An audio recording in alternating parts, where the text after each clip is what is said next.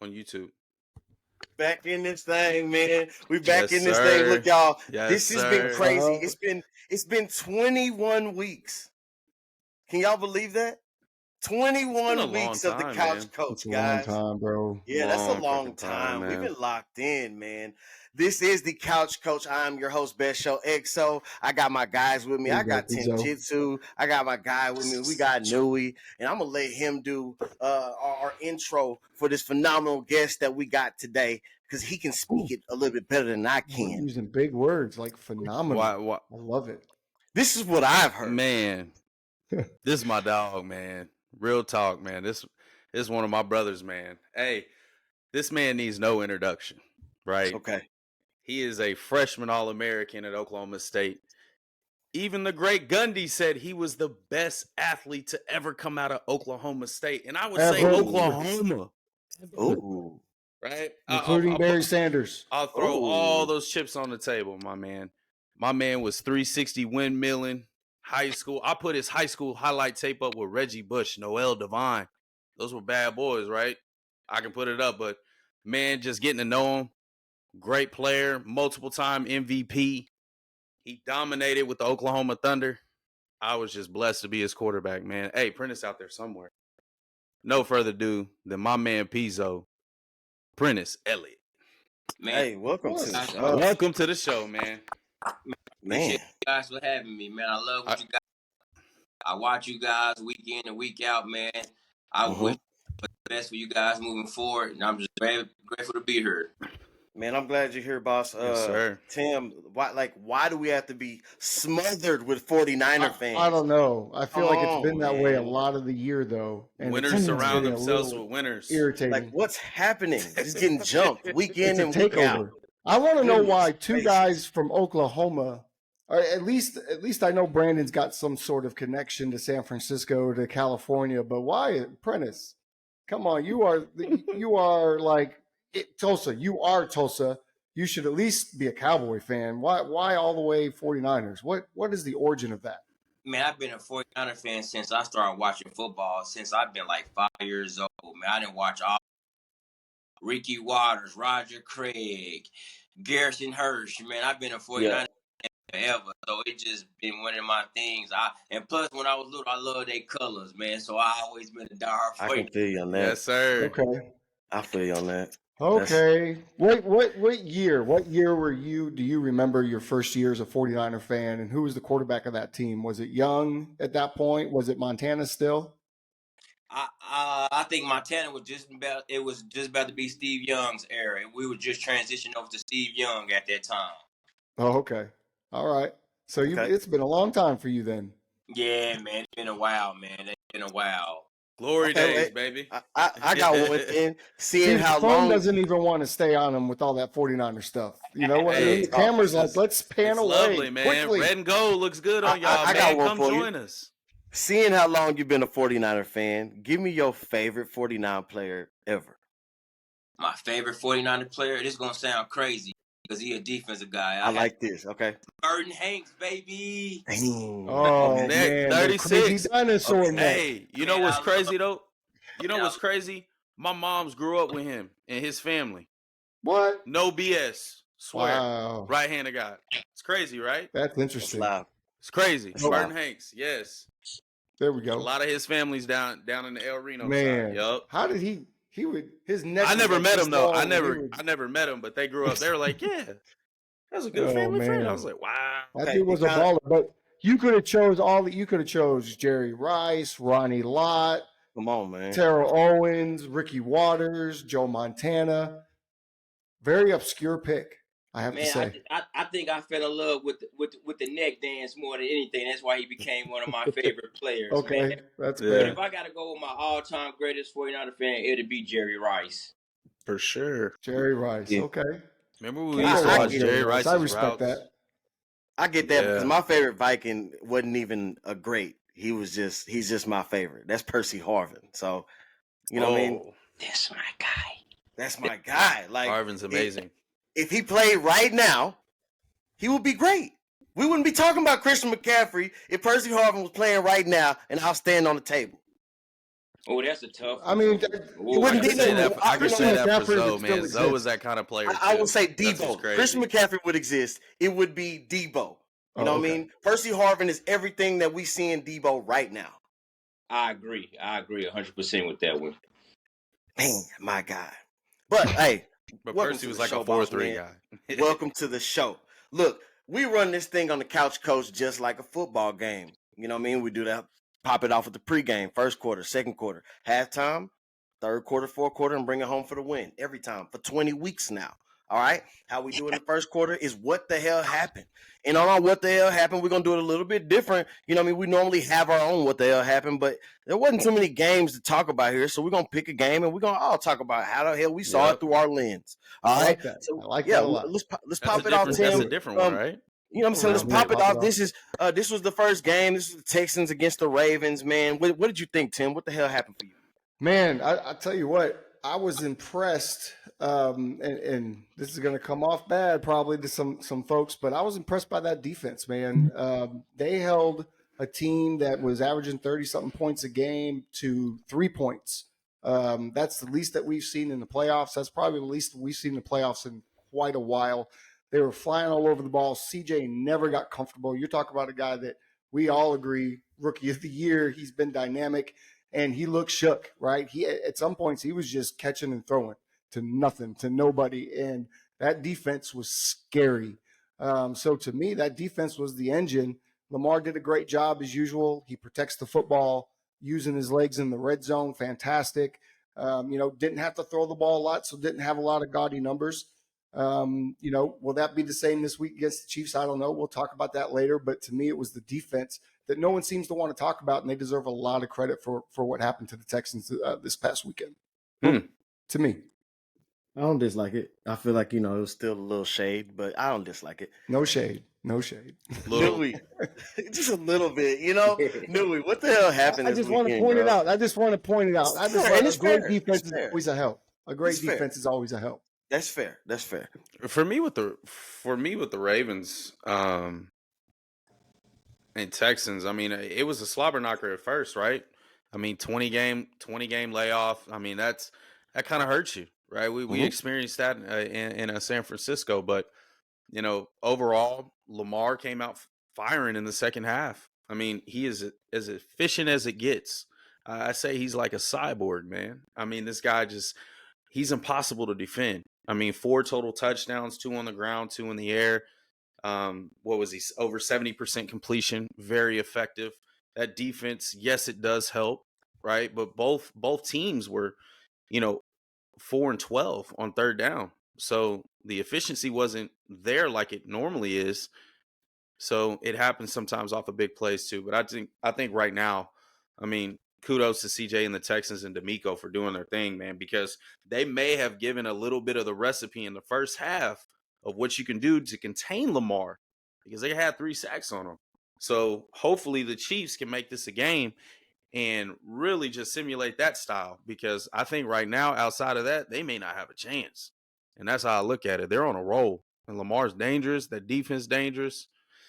It looks scary, fellas. It is interesting what you said. It looks scary. Coaching really, really made a big difference to me, right, too. Harbaugh's been there, done that. They made those adjustments at halftime, and it was a completely different Ravens team in the second half, for sure, to Newey's point. Well, I say like and this, man. They stopped trying to throw the ball, and they just ran the crap out of the ball. When have we ever seen in our lifetime the Ravens sorry? Never. Just making dumb mistakes. They're low-key kind of a second favorite team to me. It's just like they always do the right shit. They always play tough nose, and now they got Cyborg at freaking quarterback, and there's nothing that they can't do. And so it's only going to get better over time, right? And so, kudos to that victory. That was huge for Lamar. He advances to the AFC title game. I don't think he has anything to prove at this moment. Beautiful. I mean, obviously you won a Super Bowl, but yeah, I mean, for sure. To advance, and you're healthy, and you're another MVP, what more do you need? He's worth every penny and more. Well, he needs to win this game. It's gonna be a tough game. If you ever watch Baltimore always had a strong run game, and I'm kind of biased because my old offensive coordinator and my receiver coach is his offensive coordinator now, so I know Todd Monken, what type of guy he is. So if you watch the Ravens, Lamar playing more comfortable. The offense is flowing more. They mixing it up, run pass. I like the way that he took the play action pass. He don't use it as much as they did the run pass option as they did the past couple years. So he kind of mixed their offense up. Lamar playing outstanding football, and you got to get a defense credit. They playing old school Baltimore Ravens defense when they had Ray Lewis, right? And I just feel like in order for the Chiefs to beat them, they're gonna really have to contain and make Lamar. In order to beat the Ravens, you're gonna have to make Lamar throw the ball at least 30, 40 times. You can't let him just sit back and scramble, use his legs to make plays. That's when he at his best. When he playing comfortable and free, that's when he at his best. Right. Facts. If he has to throw the ball 30, 40 times in a shootout with Patrick Mahomes, if that's the way the game goes, I feel like that's a big advantage to the Chiefs. Yeah, I agree as well. See, I think there's two stories, because while I agree with you, Tim, I think the defense was phenomenal. You know what I'm saying? CJ Stroud, had the highest passing average all year long and only threw 175 in this game. That was defense balling out, point blank. You know what I mean? They showed up when they were supposed to show up. But as we talked about last week, we said, who has the most pressure going into this week? And that pressure was mainly put on Lamar. It was almost unanimous. It was huge. Yeah. It was unanimous. And that was from everybody. And it wasn't just on this show. It was on any show that you watched. Everybody talked about it. They said, you know what? Lamar had to go win it. And what I like about that game was nobody else scored 4 touchdowns this weekend. Nope. Not one quarterback. Not one offense. And Lamar was responsible for 4 of them. So that's playoff football. That wasn't just the defense winning. That was Lamar putting them on his back, and he scored those touchdowns. That's heavy. And I don't care how you do it. To be fair, Lamar Jackson is one of 2 quarterbacks that really gets designed runs in the red zone. And the other guy was accounted for 3 and had 3 dropped touchdown passes in his game. So, but you're right. The fact is that he did it. He accomplished it. He was the only one that did. That's what I saw this weekend. And, one thing I want to point out from the Texans, now that the season's over, to reflect, they looked outmatched for the first time. You know what I mean? In that game, they just looked like that roster is not as good as the other roster. The weeks before, we would look at the Texans and it just didn't matter. You know what I mean? Because the prowess of this team was like, man, they can win it. You know what I mean? This situation, they can go win it. Right? Tomorrow they can win it. But that roster is going to need some turnover. Without high, draft picks, I wonder how they're going to do it. I really hope free agents are going to want to go play in Houston. I think they're going to have some money to play around with. But I wonder what their future is going to hold, because right now it doesn't look like that roster can compete with the Ravens even next year as of today.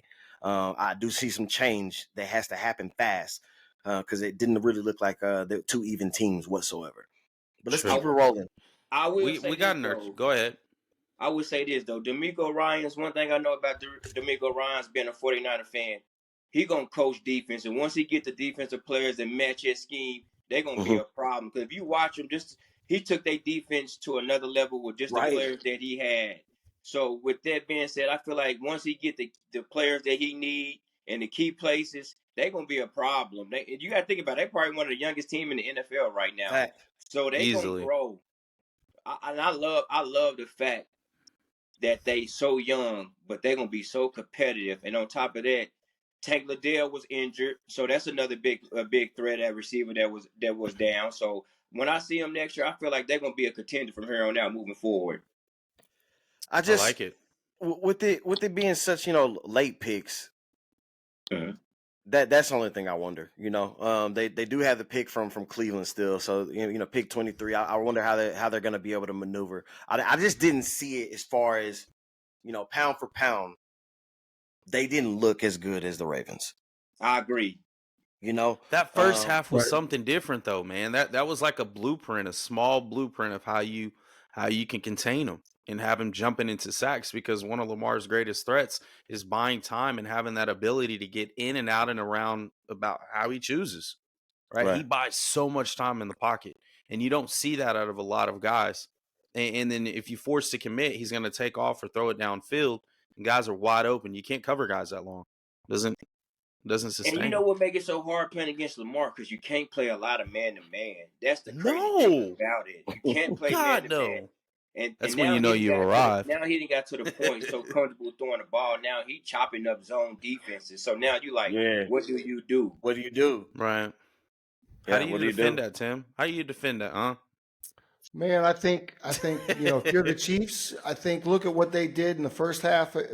Well, look what Josh Allen did to them in the first half. Then look how they played defense in the second half, and they really shut down. They took away that run game from Josh, and that's what you're going to have to do. You're going to have to really come up the middle hard. You're going to have to put pressure up the middle and contain on the outsides and stay disciplined. There's one thing that we know about the Chiefs teams.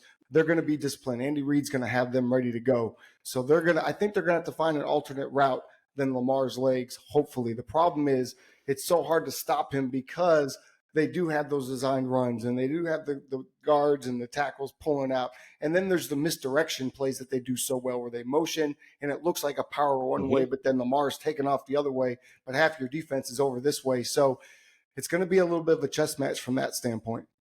I mean, you know what, Tim? Let's actually elaborate on that because I'm with you. I think if there was a defense to slow down Lamar, a hot defense like the Kansas City Chiefs could do it. So let's actually elaborate on that. What'd you see in that Chiefs and Bills game? Well, the first half I saw Josh Allen be dominant and do what he wanted to do. And then I saw a couple drop balls and I saw some penalties and I saw the Bills do what the Bills typically do. And that's kind of implode a little bit. Meanwhile, the Chiefs just stayed steady, right? They had a couple big plays out of Travis Kelce, who has, disappeared the last couple weeks, last quarter of the season probably. We've all been talking about, where is Travis Kelce? And all of a sudden, the defense doesn't know where he is. He's wide open for touchdowns, right? And then he catches the screen and runs over a few guys and dives like young Travis Kelce into the end zone. The Chiefs came to play, and it looked to me like their season starts in the playoffs. That's just who the Chiefs are. To me, they're the new Patriots. Our season starts in the playoffs. We'll be good enough to get to the playoffs, and then you don't want to see us. And that's 100% true because the Bills had zero reason to lose that game. I feel like, Josh Allen is getting a lot of crap in the media and from his own fans, but he did everything you could possibly do to win that game. And, his teammates let him down and that defense really became a sieve. Pacheco was a huge difference as well. And he's going to have to be a difference this week. I just don't know if he's going to be able to run against that Baltimore defense. Almost impossible. But, we count out this run team. We count out the Chiefs all year. And then they make us look like fools time after time, just like the Patriots used to do. This is Andy Reid's 10th conference championship game as a coach. Wow. I just trust Andy Reid at this point, and I refuse to bet against Patrick Mahomes is what I saw against the Bills. Different, man. Damn. I just think it's going to be tough going in Baltimore, though. That's it's going to be tough. They're a different team, Tim. Different than Bills Mafia? Bills Mafia is tough. I mean, if we're talking about just going to Baltimore. They're nasty, man. They've won titles. They know what it's like. I'll say one thing that I seen from the game. If the Chiefs can't stop the quarterback design runs, it's going to be a long night. It's a wrap. Over. Yeah. It's a wrap. Allen had some success, but he's not Lamar If we're talking about blueprints. He is not Lamar Jackson. if we're talking about blueprints, he just gave us a blueprint last week. Yeah. Thank you. Sure did. Thank you, Josh Allen. But, all right, Newey, the Chiefs did make an adjustment. And you know who made a big impact on that quarterback run game in that second half was Chris Jones. Chris Jones is going to have to bring his A game from start to finish, and he's going to have to get that push up the middle to make Lamar uncomfortable. Yes, Kobe, the Bills are the Bills. I'll highlight that later. I told you. Newey, what the hell happened in that game for you, bud? Man, I really focused in on the matchup, the Brady versus Manning part 2 kind of style, right? I mean, these two went at it, man. It was a good game. We were excited. There were some big throws. There were some unfortunate, drops, but Josh Allen left it out on the field, man. Sometimes you got to take that underneath, man, when it's cover 4. He only got 2nd and 10, brother. Yeah, that was a bad read. I said he's a wild stallion, but damn it, I like it. But jeez. Why even try to score with a minute 55 left, though? Why are you even trying to give Patrick Mahomes the ball back? And that's the only thing I have a problem with Josh Allen. His understanding of game situations sometimes. Sometimes you got to take the simple play and build momentum. And sometimes you just go for the gusto because he have a big arm. But that's my biggest thing. That's why it was so hard for me when people say Josh Allen. I'm like, yeah, he make the great plays, but he still make them freshman throws like, come on, man. So it's just one of the things. He's talented, so now he's got to learn to start taking the check down, take the simple throws, and make the game more easier. Like I said, he can do everything as a quarterback. He can make the deep throws, the short throws. I just feel like they got to add another wide receiver too to make them more dominant. They need another wide receiver. Absolutely. I think Diggs run over with. It's just too much. It's just too much. I'm so You're glad taking words out of my mouth right now. Yes. Ah, man. I'm so glad you said it first because I didn't want to be the bad guy later. You're taking words out of my mouth right now. I want them to finish though. And when it's time. Like it's just one of them things where it's just too much going back and forth. I think they need to go get a younger receiver to add to what they have and move forward because they got all the right pieces. They got a young running back, a great young tight end. So I think they're gonna be cool. It's just they got to get over that hump. But I just think the relationship between Diggs and Allen had came to it's at a sour point right now. You can tell if your quarterback and your receiver is not having fun and enjoying each other, then you can pretty much see the chemistry is not there. It's hard to play when you're frustrated. That's a fact. How about I don't know about that. Receiver I have no idea about that. Poor guy. Listen, man. What shocked me the most, what the hell to me, I've never seen a quarterback damn near throw 40 passes in under 200 yards. I've never seen that. Now, he didn't throw the ball 40 times. He dropped back. He threw the ball. He threw the ball 40 times. 39 times. 39 times. I couldn't wait for this. I couldn't wait for this. Is it my goal? Is it my goal? I can't wait for this. This was your time to shine, Josh Allen. This was your time to shine. You're gonna bring the slander. Okay. Hear me out here. Bring it. This was your time to shine. You know what I mean? That Kansas City defense really showed up. They balled out. You know what I mean? Besides Josh Allen being Josh Allen, and he has some great runs, all right? But that's just going to happen. You know what I mean? His style of football, that's going to happen. That's okay. But his overall game, they couldn't move the chains. They struggled to move the chains in critical moments. All game. And that comes from the lack of the run game as a running back position. They couldn't run it. Yeah. Thank you. They tried. James Cook had 18 carries. That's not Bills football. That's not normal. They tried. They tried to give him the rock. He averaged 3.4 yards a carry. They couldn't run on him. That defense was phenomenal. And let's talk about it. I love that he said that. I think the Stephon Diggs, he's a really, really, really good Robin. You know what I mean? He's like the best number 2 wide receiver in the league if you have the right number 1. I like that. He'd be a good number 2. Tim, he'd be a great number 2. Tim, I'm gonna give you a great example, Tim. Just like with your Cowboys with Gallup. Gallup was balling. Then when he moved into the number 2 spot, he disappeared. Like I said, it's easy when you're the third receiver and you're going against that your third best DB. You know what I'm saying? So now when people start game planning for you, he be fading in and out. So they brought in Cooks. So it's just one of them things where I just feel like, in order for the Bills to get over that hump, they're going to have to go get another running back and another receiver for them to get over the hump. Yep. Yeah, and I agree with you. They definitely need a run game, and they had that, right? In the last quarter of the season, it's really what propelled them to the playoffs was they were able to run the ball. And even in their first playoff game, James Cook had a good game. He had close to 100 yards. I don't know what happened against the Chiefs. He just couldn't run the football. And when you can't do that, the Bills went back to and I put a little onus on the coaching staff because the Bills went to Josh Allen, please save us. And it's getting old to just have the coaching staff go, hey, Josh, save us. Because then he is trying to throw a touchdown with 1:55 left because he thinks he has an opening, not thinking about, I'm going to give Patrick Mahomes 1:55 to go down and win the game, right? You need to melt the clock to do that. Throw it underneath the Diggs, but that's got to come from the sideline, right?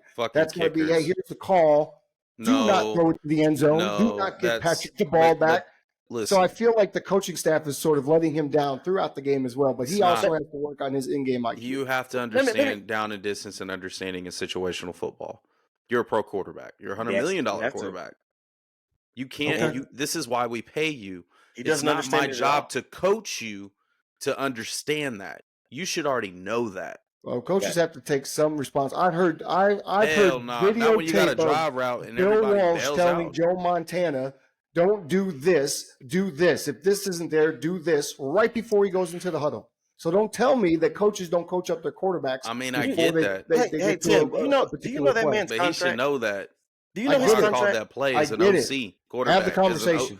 As an OC quarterback, you should know why I'm calling that play. Do something. We've had those conversations, Brandon, before. But you didn't have to come and tell me like, hey, this is why I did that. Maybe it's for my peace of mind that we're on the same page. Have the conversation with the kid. Somebody's got to reel him in. God, dude, that's all. It's like he's so talented, but he almost lost the game again with the fumble, not protecting it. Dude, get your ass down. You're at the 40. But you know what, Tim? Let me point out something else because I don't want to do a complete bashing session on Josh Allen. Let's talk about there's a misconception that this Bills defense is dominant, but I've seen this Bills defense fold in playoff games year after year now. Year after year. They're really good. They've been really good. I told you that, Tim. They were good. Ballers. Wild card weekend, they're ballers. In them critical moments, they folded. Remember the last meeting? It was a shootout. I do. Remember this meeting? Let's talk about this meeting. Y'all paid Vaughn all that money, no sacks, no turnovers, no interceptions. But do you think it's his knee though? I mean, he did make some good plays though. Let's not take that away from him. Not one sack. Y'all couldn't put him on the ground once. I mean, can anybody really sack Mahomes? But you have to, number two seed. The Bills defense looked just they looked like they weren't even there. The Chiefs ran right through them. Right through them. Yeah. And the Chiefs just, and I feel like maybe this me, but I don't feel like the Chiefs as good as they was losing Eric Bieniemy as they OC. I feel like they're not as explosive. No, I don't think they're as explosive. They're not as explosive at all. That's 3 weeks in a row, Tim. Now wait a minute, because we had 3 weeks in a row. We had a guest last week that was on our show that played for the Kansas City Chiefs that was very clear that said, make no mistake, the offense runs through Andy Reid. Period. But while also saying that offense misses Eric Bieniemy. Can we think that maybe the Juju Smith-Schuster was a big miss? Being the team that led the league in drops was a big miss. I mean, they led the league in drops. They had 29 drops on the year. If you don't have 29 drops, it's a lot different. Eric Bieniemy was probably a passing coordinator and putting together different matchups and telling Andy Reid to run this. They don't run very many wheel routes. They don't run very many deep over routes like they used to. It's all option-based routes, quick screens. Pat Mahomes has been screening away all year. Majority of his touchdowns, even during his MVP year, were behind the line of scrimmage. It was like 15 of them. Come on, bro. I'm just saying, we got to stretch the damn field, man. They got to stretch the field. And I don't think they can do it against Baltimore. Baltimore's players are so long. I didn't realize that until we played them. I was like, these motherfuckers are huge. Huge. Yeah, they're huge. And they cover so much ground. Like, it's just the radius, right? That's how they recruit. So these little small windows, like they were tipping Brock Purdy. Brock Purdy looked like a 5'7" quarterback when they played. I was like, shit, we got to figure this out. Get them hands down. But I think they're going to get Pat the Blues, brother. I really do. I think it's going to be bad. I think it's going to be bad. You know what? I don't think it'll be bad for him. For one, I think this. Because one, Mahomes get the ball out quick, and they know that. So, does he? A lot of quick game. It's going to be a lot of quick game. Yeah. But does he, though? Sometimes he holds on to that motherfucker sometimes. You know what I mean? Trying to buy time to make a play. But he can't afford to hold it against the Ravens. He can't. Not against that line. When you facing a good pass rush all week, you thinking, okay, let me get the ball out quick. Let me see where my matchup is pre-snap read, so I can pretty much get the ball. Pre-snaps everything in this game. And you can do that. You can do that because you're able to run the ball, and they're just not running the ball on Baltimore. That's not happening. Probably not. They've been able to run on everybody else. The ball in Baltimore. I'll tell you what. Able to run on everybody. The matchup that's more scary to me for the Chiefs is Kyle Hamilton is going to be the guy that's going to be responsible for Travis Kelce. But we're going to talk about that Kyle later. Hamilton this year. He's number one in percentage of pass coverage in the NFL. We're going to talk about which means that when he covers somebody, you simply don't catch the ball. We're going to talk about that, Tim. To me, that's the matchup that we're looking at. I can't wait. We got so much to talk about on that, right? Let's keep it moving. Let's go to the next game now. Let's go to the next game. That was for the AFC. Let's roll over to the NFC side. We had the Packers and the 49ers in a way closer game than I thought it should have been. But, Tim, what you see? What the hell happened? Rainy game, man. Man, I saw a quarterback in Jordan Love that put his stamp on the Green Bay Packers and said, this is my team, right?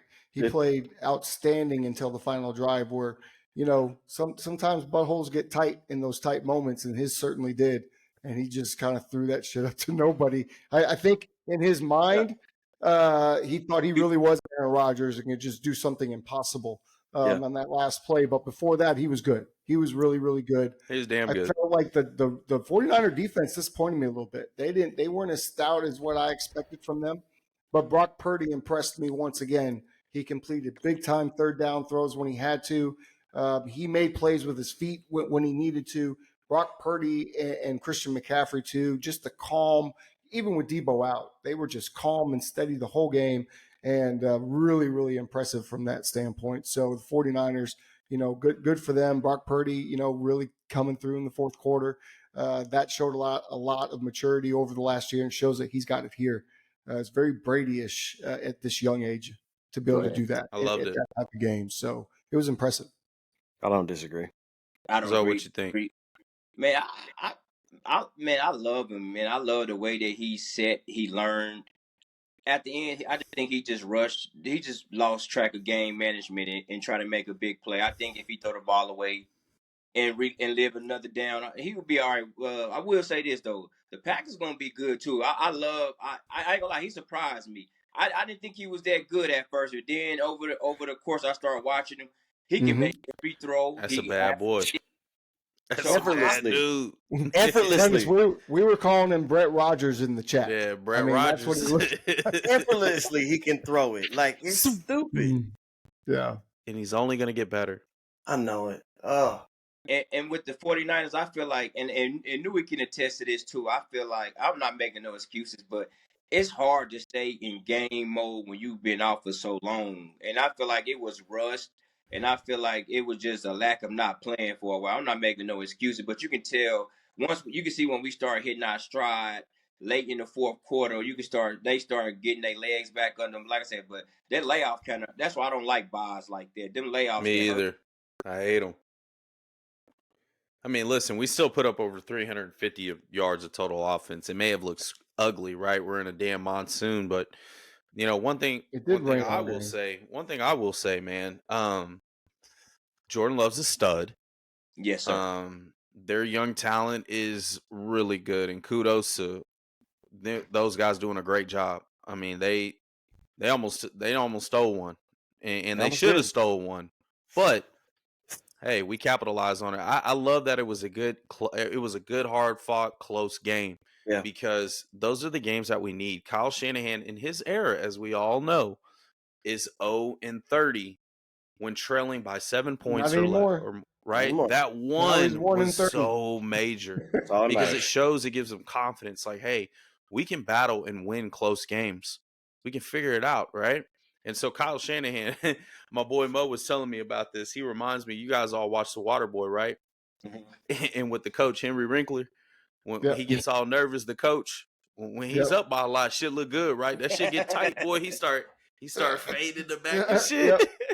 Get your fucking ass up, man. Like, he's a great play caller, but we have to keep Kyle away from Kyle. Kyle does Kyle crap. And we all know this as an offensive coordinator. Just run your show, man. Don't get too cute. Right? If Brock couldn't throw the ball, there's a reason. Yes, I understand they have 6 in the box. 6 in the box, you can still run the damn ball because we have one of the best running backs in the effing game. I don't understand that. Well, they got 6 on the box. You got to take it in the spread. Like, no, you can still run. Right? Protect that. It's a hat for a hat. Christian's got to make a guy miss. Let's just get 4 yards and keep moving. Keep Love off the field because obviously he has no rain problems. But Brock did. And when the game mattered, when the game was on the line, shit, he delivered, and that's all I can ask for out of my QB. It's the playoffs, bro. You got to win ugly. Who gives a damn? Just win the game. I would say Cal has so much confidence in Purdy because now, like we was talking before we got on, Newey, back in the past when it was third, he wasn't letting Jimmy running the ball. Now he wasn't letting Jimmy throw that bitch at all. He's like, get out there, yeah. 3rd and 12. So yeah, we running the ball 40 times a game. Jimmy gonna get 22 minimum. That's it. Max. 22 max. Like, yeah, bro. Purdy's for real, bro, and I love how everybody keeps hating. I love it because he's still a kid. It's bizarre, he's only gonna get better. He's only gonna get better. And when this game slows down, watch out. It's such confusing hate. I don't get it. It's stupid. It's because he's not drafted high. He wasn't supposed to be here, but yet he is. If a first-round quarterback is not playing very good, right, this early in his career, we say give him time. Bust. Yeah. Or bust. Or we call him a bust, depending on who he is. Yeah, give him Depending time. on who he is, a lot of, but most times, even Trey Lance. Trey Lance had the same team, man. Give him time. Same team. You know what I mean? He had the same team. On the same team. Give him time. But this kid, for some reason, because he has shown flashes of greatness, he can't have time now? It makes no sense. They throw around the word elite too much, man. I feel like Purdy catch so much backlash because of the simple fact they feel like he has so many weapons around him that he make it. That's like being a point guard when you playing with the Golden State Warriors and you averaging 12 assists. They're going to be like, well, you supposed to average 12 assists. You playing with Steph, Clay, and some of the best shooters in the NBA. So I just feel like you can't. That's not his fault that he has great supporting cast. That's not his fault. He still has to make the read before the snap. He has to get the ball in the right place, and all those superstars have to follow him, and they do. And he listen to what they say in the locker room. You know, he has all of their respect, and in clutch moments, he comes through. Right? They're not worried about him. Was without Debo, with Debo in sweatpants on the sideline, what was going to happen to Brock? And Brock stood up. He didn't. He stepped up. He played well. I agree with you, Prentiss. He gets a lot of unfair criticism because of the talent around him. But you know what? You still have to be the guy. They still need a trigger guy, right? Everybody's not able. And obviously, Trey Lance wasn't able.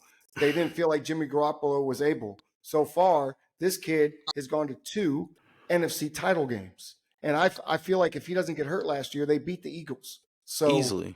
To me, Brock Purdy is underrated because of the lack of flash, which is that's what we crave. That's what we crave to talk about on NFL Network and ESPN and First Take. We want to talk flash and, you run 4.4, you can hurdle this guy.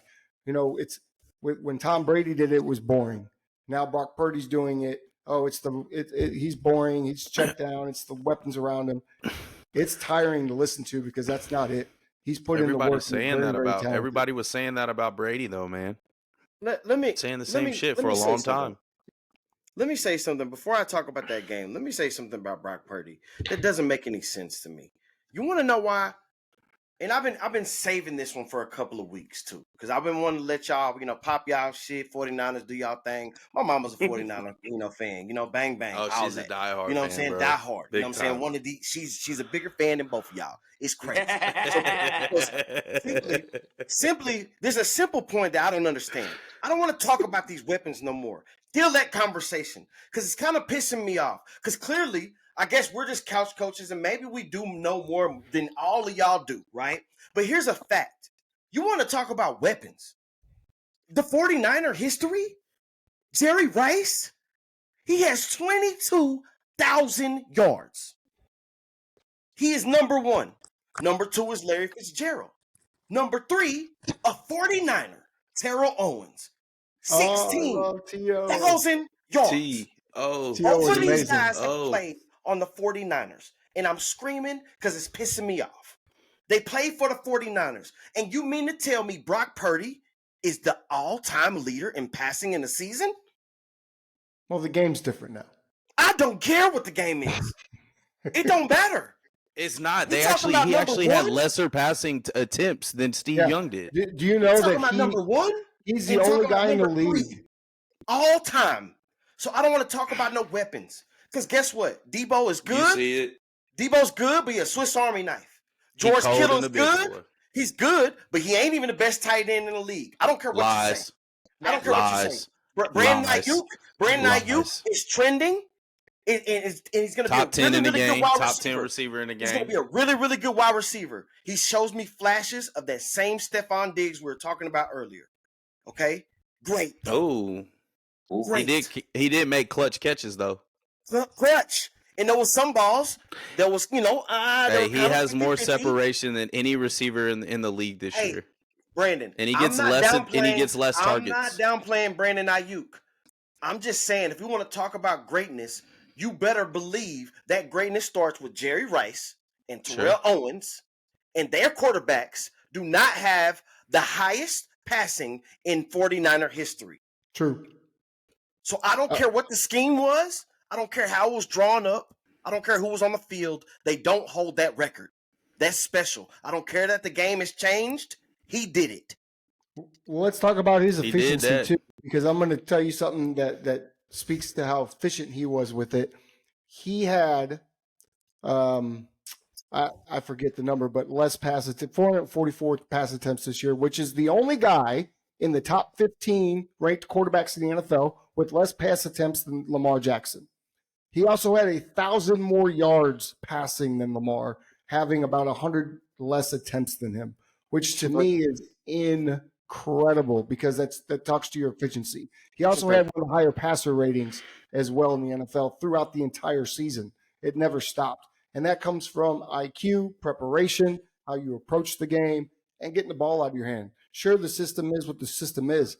You still got to get back there and do it. I hate the term system quarterback because that tells me that any quarterback in the league could go to San Francisco right now and do what he is doing. But Jimmy had the same team and didn't look this good. Trey Lance had the same team, didn't look this good. So everybody can't do it. So it's not just the system. I agree. Period. But I'm glad we all agree. Yeah, we agree. And I'm sorry I had to go on a rant, but it's been pissing me off. Man. Thank you for that Brock Purdy appreciation rant. It's a fact that's been overlooked, and I don't know how it's not talked about. It's extremely strange. Everybody has an agenda, man. George Kittle is the best tight end in football right now. Period. No question. Ooh, I don't know about that. I don't know. There's so many good young tight ends. He can block like great blocker, great receiver, great hands, great yards after catch, great separation. Have you seen Laporta? Have you seen Kittle? Have you seen Knox in Buffalo? They're younger. I mean, you got some young studs out there. Yeah. Hey, Tim, answer this question. We need a big play in this crucial spot. In the past game, I got to go to Kittle. Okay. For sure. For sure. Because you know why? That's the best security blanket for a quarterback is a big tight end. As an offensive coordinator, Bnoohi as a quarterback, most of the time tight ends is your go-to. Just like before Mark Andrews got hurt in Baltimore, that was Lamar's go-to before he got that was right. So one of them things where that's a security blanket. I always feel like he's a matchup problem. A safety can't guard him. A linebacker can't guard him. He's just a matchup nightmare, and they have both ways. Yep, I agree with you 100%. Can I just? I want to throw out my small argument. All right, and I got to be a homer here. Now I do think Kittle is him. Hey, but his fellow classmate T.J. Hockenson. Mm-hmm. If he played 2 more games, because he missed 2 games, Kittle had 1,020. He had 6 touchdowns. T.J. Hockenson had 960, 5 touchdowns. He had 114 receptions. Kittle had 65. Now, what Kittle was doing after catch is special. There's nobody like him. I don't think there's anybody like him, what he can do after the catch. But I think as far as getting open, like finding these holes, T.J. Hockenson is like special at that. I think Kittle's just a freak. What about Travis Kelce? We're not even going to mention Travis or put him in the mix. He's in the mix. I just think those guys this year, they finally passed him. Yeah. One thing I'm not going to never take it away from Kelce, but Kelce have more free range. Him and Mahomes got that special. Right. He lines up off the line all the time. They can pretty run their own route. So I've never taken away nothing from Kelce. He's one of my top 3 tight ends. I love the way he plays.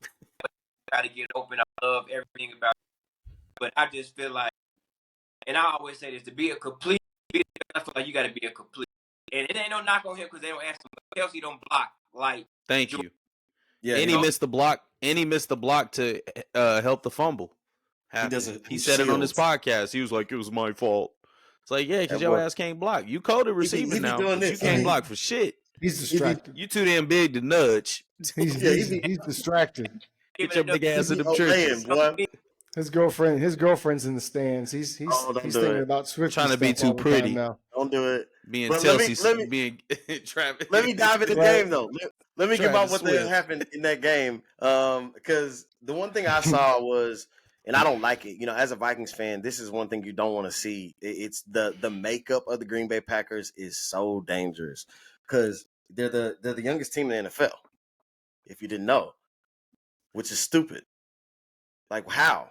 You know what I mean? At every position, and then we forgot Aaron Jones was dominant. I don't know. Maybe people did because I saw some dominance against a 49ers front that you shouldn't be able to run on the fashion that he was able to run on. He really ran down their throat. If that was a blueprint. That should scare the 49ers, how easy Aaron Jones was able to run on that defense. You should worry about that.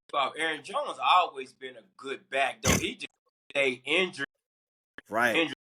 So, if you go back in the playoffs, even against Dallas back a couple of years ago, he always had big games in Dallas when they played Dallas. Though he always. He just one of them sneaky running backs that don't get a lot of coverage that people don't give him his credit for. I like him as a running back. He can do it all. He can run the stretch. He can go downhill. He can green. He can take a 60-yard run. I like him. And like I said, he had me nervous a little bit because, like you said, too many people don't run the ball on our defense like that. Facts. They don't. Hey, did you realize it looked easy and it looked dangerous? You know what I mean? Especially for the future of this team, they get to go and play a second place schedule next year, so it's not going to be a gauntlet for them. You know what I mean? They have some money now. They haven't had a lot of wiggle room for years, and they have money. So I do worry about that team. On the other side, the 49ers, man, that's what you wanted to see. I thought this was going to be a difficult game for the 49ers regardless. You know what I mean? I don't care how it happened. The fashion that it happened this way might even be better for the 49ers in their story. Sometimes you got to win ugly. Like me and Newey. Yeah. Win them ugly games. If you really battle tested, like I said, it's easy to play to be on top when you playing in front. But like I said, I love he stayed composed. He never got rattled. And moving forward, I think this was a big step for him. You know, he finally got the monkey off his back. People say you can't drive. He let check mark. Checkmate. Check. And to go back to what you said about Green Bay, just to go back a little bit. You got to realize Green Bay receiver core young. They receive about committee. They receiver core so young and they're good, man. And so all 2 years or younger. Youngest team in the league. Jordan Love and them young receivers, and they add one more piece. I feel like they gonna have something major. Now, what the bigger factor is what Jair gonna do. Jair leave, then they gonna have to replace that. So other than that, but if they make a couple more moves in the offseason, they're gonna be show next year. Do you realize that was the first 100-yard rusher in 50 games for the Niners defense? Yes. That should make you really nervous, though, going into this week. It doesn't, because that's 1 out of 50, bro. That's 1 out of 50. I like my chances. I like the odds here. If one guy can do that, what can two guys do to y'all? In 50 games, Tim. 50 games. Well, okay, you haven't played this run game that Detroit's bringing. I know they're good. But I say this, Tim. Detroit run game fits our scheme. They run a lot of zone. They run a lot of outside zone. You know, so with our linebackers, red and green line, that's right up there our alley. And I just feel like they offensive line not physical as our defensive line. Like I said, you know him and Newey know the game is won in the trenches. If I feel like we can dominate in the trenches with Armstead, with Bosa, with Young, and I feel like Gregory, all these guys got to get going.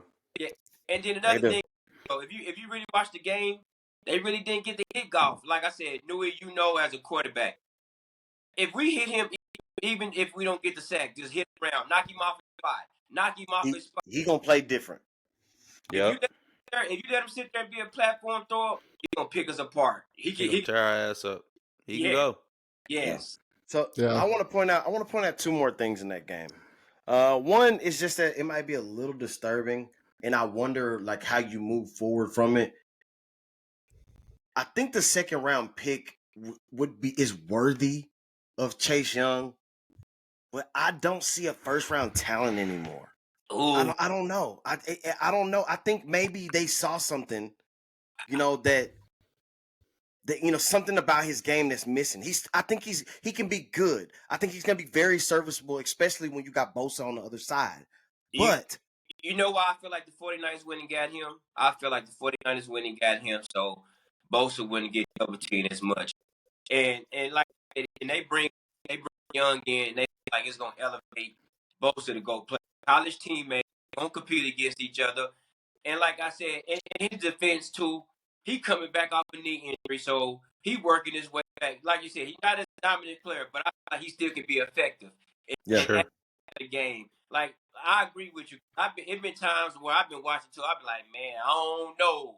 But then he showed me flashes of the old Chase Young. Right. I just like once takes plays off.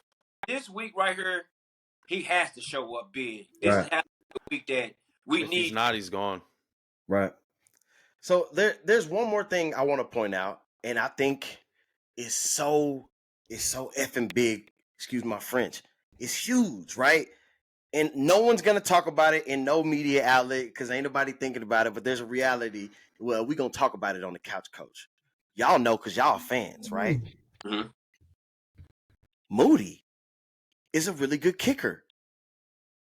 He's a good kicker. And you can say that, but you got to remember, he's young. I miss Robbie Gold. He ain't missed shit in play. He ain't missed shit in playoffs. But hey, hold on. You got to look at the future, right? He's made some good kicks down the stretch. He did. But let's. What I want to point out was the last time he missed multiple kicks, or the first time was against the Browns. Mm-hmm. What happened? Y'all lost. Yeah, we did. The next time he missed a big kick was against the Vikings. What happened? Lost. Y'all lost. He don't miss another field goal until this game. And at that time, and we won. I'm like, ooh, that's not good. That wasn't good. This is a playoff game. This was a close game, and we need to be able to trust you to make a field goal. That was serious. Bounce back. And he made a field goal. And I think that was huge. That's big. That was huge. And it was 52 yards, too. That was huge. All that just to say that the kicker's good now? No, but it's major for the psyche of a 24-year-old. Yeah. You know what I'm saying? He came from Michigan, man. He's got the right psyche. He's good to go. I get it, but you got to remember what they're used to. We're used to Robbie Gold never missing a playoff game. Was amazing. But he won at $9 million. He won at $9 million. I was like, I can't believe the Bears let him go ever to San Francisco to begin with. So my man needed retirement money. He needed to be able to clean that up and go make a field goal in clutch moments. And that happened. And I think that was huge for the 49ers. And it's going to be huge the rest of the way. Don't get it twisted. Okay. You don't got Robbie Gold. But let's keep on going. Let's go to that last game. Don't be shocked. That's all I'm going to say is don't be shocked. Don't be shocked. Don't be shocked. But let's go to that last game. Detroit Lions and the Buccaneers. Tim, what you see, man? I'm going to tell you what I saw, first of all. Before we get into it, I got to talk about Baker Mayfield. I know they lost the game, but if we go back to the very first episode of this year, Coach Couch, our very first one, I told y'all Baker Mayfield was the real deal. You did say it. He was going to have a good season. Tampa Bay was going to win the division, and that the Buccaneers would make a playoff run, and they did just that. So I just want to clarify that and get, take my kudos. Yes, sir. What would you like to say, Pizzo?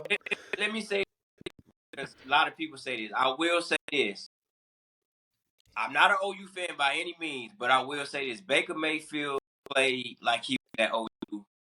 He was making some of the most incredible throws possible. I feel like Baker finally found where he's comfortable and he can play with swag again. Yeah. And it's all football for him, right? He's not into all the other stuff. He's just locked in. I think he's willing to take less money to keep Mike Evans on the team. I think, they have a great relationship. I loved everything we saw from Baker. Do y'all feel like he revived Mike Evans' career this year? No. I feel Mike Evans been that dude. Yeah, I feel like Mike Evans has been that guy. Now was last year with Brady and the Buccaneers kind of falling off a little bit of a down year. Yeah, but he's still been 1,000-yard receiver every year. But it just showed him at 30 years old that he's still that guy. Yeah, I feel like maybe more. I feel like he brung his confidence back out. Of Mike was playing with more confidence this year. Baker was making some throws, and Baker was getting him back to his group. The last couple of years, you watch Mike Evans. He had been playing. He's been up and down, but this year I got to say, Mike Baker does tend to push the ball. Baker pushes the ball down the field more than Brady would do, so that it makes sense because that's what Mike likes to do. He likes to get vertical and take the top off. So I see what you're saying. It did kind of, especially in the red zone, right? They were struggling last year with the deep ball. Touchdowns outside the 30. I mean, he only had those deep routes. He only had 9 more targets this year. He only had where the targets were. He only had 2 more receptions this year. He only had 100 more yards, but he had a lot more touchdowns. It looked different. It looked 7 different. more touchdowns though. It looked different, yeah. I think Baker's earned his right. So I saw a team in the Buccaneers that fought hard. I don't understand Todd Bowles not calling a timeout at the end and at least trying to fight for another shot. That bothered me. Otherwise, I saw a team that, probably missing a few pieces, probably need to, did anybody think they were going to be in that game? Probably not. Somebody had some money on the line. Game. So, but then I saw the Lions take care of business. So rough off season for them, right? I didn't understand that. What do you think? What do you think he was thinking? Like, I've been trying to make sense of it, but I can't. Like, what do you think? He thought the only thing I could think is that he thinks if I call timeout, they're going to kick the field goal and it doesn't matter. But it would have been a really long field goal to attempt. So from the other side, you have to think: do we want to take a shot on this field goal and getting it blocked, or they probably punt the ball and pin you inside the 10 with 30 seconds left, right? And so you have to take that shot, though, because with 30 seconds, I guarantee if we're in that game in 2016 and we're down with 30 seconds, I got Prentiss in one ear, New in the other, going, "Hey, we're going to score. We're going to find a way, right?" And I'm sure Baker and Mike Evans and Godwin, they wanted a chance at least with the ball in their hands, and that was taken away from them. And I don't know what Bowles was thinking, to be honest, but that's the only thing I could think is that, well, they'll kick the field goal, but if I'm the Lions, I don't kick a field goal in that situation. I punt it deep. They never do. It's the Lions. That's what I didn't get. That's the part I didn't get. It's the Lions. If it was any other team, maybe. But it's the Lions. They going for it anyways. Right. Well, they might have gone for it. So there you go. I didn't get it, but hey, the Lions, proud of them, man. It's a great story. You got a great coach there who has inspired that team, inspired that city. I feel like it's a new day in Detroit. It's a great story for NFL historians, right, that have been watching the NFL our entire lives. And here they are back in the NFC title game after 33 years, I think it is. So it's cool. And they did the right things. They ran the ball well. Gibbs really impressed me. Montgomery, you expect him to get those tough yards, but Gibbs, man, he hit a gear on Winfield in that game, the safety who had the angle, and it was just like turbo, like holy shit, is this a Madden game? All pro. That's all right? Pro Winfield. And then he stiff-armed him at the end. I mean, gave him a little at the end. So then Jared Goff played great, right? He made those not great. He played good enough. He 2 touchdowns. He didn't turn the ball over. Everything comes off play action for him. And when that run game is popping late in the game, Jared Goff did enough to win the game. And it was unfortunate Baker had that interception at the beginning, which I think probably just changed the whole momentum of the game. That last interception, incredible play by that linebacker. By the way, his first interception in his 3 years in the NFL, but he called it. He knew that tight end likes to run those seam routes, so he knew it was coming. He kind of baited Baker a little bit, and he made an incredible play on the ball. You can't take anything away from the Lions, but proud of both teams, man. I thought they both laid it out there. It was a great game to watch. Yeah. Noe, what did you see? What the hell happened? Man, hard-fought game. Kudos to the Lions. They battled it out, but if I'm a Niner fan, I'm looking and I see a lot of holes here. I see a ton of holes, especially when, despite the Bucs not really keeping the run game going, they were averaging damn near 6 yards a carry. right? And then we go and look at, the 2 turnovers hurt, but this is 5 weeks, Detroit Lions defense, that you have had a quarterback that has thrown for over 300 plus yards and multiple touchdowns. 5 in a row. Be careful when you step into Santa Clara, brother. Especially if you're allowing almost what that boy Rachaad White has 6.1 average. If they just kept feeding him the ball, just feed him the ball, and when they needed to score, the Bucs showed that they could score just like that. It will. And so I look at this. Yes, it's a great story. It's a great win.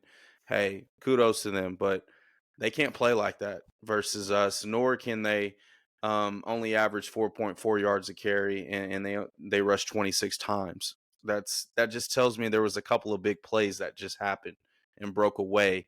They didn't really run the ball the way we thought they ran the ball. They had a couple of breakaways. That's about it. Yeah. Yeah, Tampa Bay had a rough But hey, time. great job, great story. I mean, there's nothing bad to say about them. It's just there's some holes there. Yeah. And so they got to clean that up if they're trying to get to the top. Who did that. But other than that, all that go out the window when they come to Santa Clara. Yeah, I agree. And it's beautiful weather too. It's like shit, dude. Prentiss, so what'd you see? What the hell happened in that game for you? Man, I just feel like the Bucs got away from what they was doing best. They was running the ball, controlling the game. I just feel like the Detroit Lions, they do best. They remind you of one of the old school run and shoot football teams that get up and down. They're gonna throw the ball, they're gonna mix it up a little. And one thing I will say, people don't give Goff enough credit. Goff be making some tough throws. His arm strength is there. I feel like St. Brown, they got some good weapons. They do. I just feel like the only problem that I feel like they pose to us is I back in with Gibson and Ryan Logan older. So with them speed guys, we're gonna have to play a lot of zone to get behind us. A lot of zone, and we like to play man hard on 1st and 10 or first and second down. I don't like it. It's a little risky, but man, I think with St. Brown, you at least got to bracket them or use some combo coverage, maybe some match coverage in there because that guy will torch you, and Reynolds will torch you. Williams will too. I didn't like the fact that Williams brung in Logan Ryan. I just feel like the young guy Brown, he's more athletic, more young. I understand playoff experience matter, but in this day and age, it's a young man game now. If you can't keep up with them young receivers running them deep routes and deep crosses, so hey, 88 out the gate. So that's why they got a couple guys that'll come in for one play and smoke you. Like, look, man, you know what I saw in this game? I saw 2 quarterbacks that couldn't be more perfect for their teams. And it was fun to see. Look, shout out to Tim. Like, I'm talking about from episode 1. Episode 1, Tim was like Baker Mayfield. Look, and the situation, it just panned out. It's gonna be perfect. There is a I don't know if y'all know, but they're about to have a brutal offseason. Ooh. It's a lot of free agents. They have to make some very, very, very difficult decisions. You know what I mean? They have a plethora of people, household names on this team right now that are on the market. So I don't know. And a part of that is going to be, retaining Baker Mayfield, all pro Antoine Winfield, Mike Evans, Devin White. Yeah. Jesus. It's like, man. Didn't they bench Levante David? Or was it Devin White? Yeah. Devin White, but Yaya, that youngster is a baller. But Devin White's number gone. 0. Oh, he's gonna go. He's gone. But they averaged this great run average against the Detroit Lions. Man, I don't want to knock the Detroit Lions because they got there. Shout outs to Detroit. Sure. There's a part of me, they're still pretenders. And it's not because they're a division foe and I don't really like them like that, but they are pretenders to me because here's one thing you can't do, right? You can get away with playing the Packers and not having Debo. I mean, you can't get away with playing the Packers and not having Debo because Jared shuts down one side of the field. The Lions don't have that. They got Sutton. And Sutton been getting cooked. I'm talking about cooked. That boy is cheeks. The Lions secondary is said not good. Justin Jefferson went platinum on him. Puka Nacua went platinum on him. CeeDee Lamb went platinum on him. What do you mean? Mike Evans just went platinum on that boy? Oh, my Lord. He been on that hibachi grill. What do you mean? Brandon Ayuk is about to... Y'all heard all them stats y'all was talking about Brandon Ayuk earlier? This man's separation game. He about to kill that boy. Oh, my God. I don't think it's going to be an amazing game for Brock Purdy to shut everybody up. But they won't. Close. Oof. Damn, not close. All right. It might not, bro. We going to dive into that. It might not be. That in a little bit. They gonna smoke him, man. Like, look, this dude is not. He is cheeks. He's gonna get cooked. Cooked. Hey, Zoe, like when we used to say, "Hey, man, this DB's ass, man. Let's throw that bitch." Man, throw it on. And he went number one. Throw it at him. What he's do you like, mean? throw it. He's like, put it at least a little bit above the top of his head. I want to make it over the head, bro. He's do some crazy shit. I used to like, remember I said that. That's what the hell happened.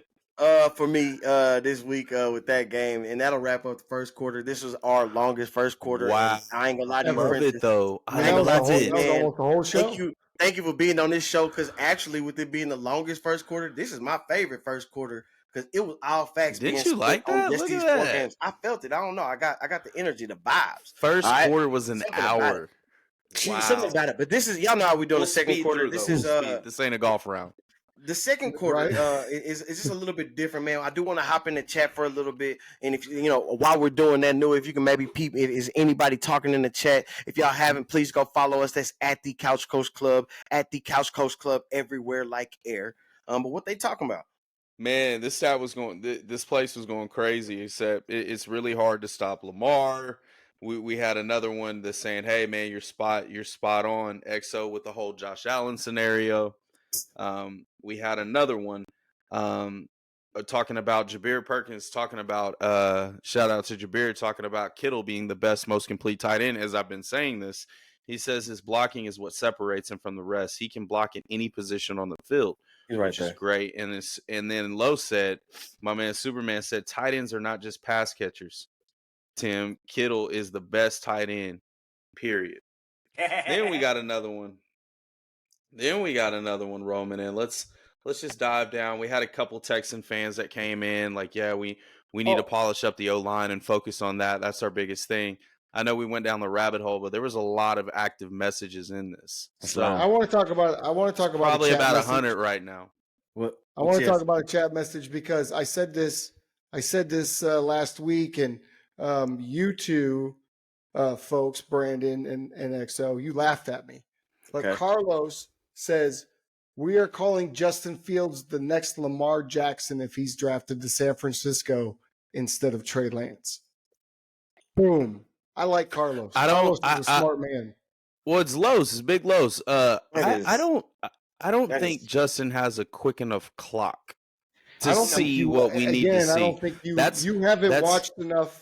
I've watched a whole ton of Justin. I understand he's athletic.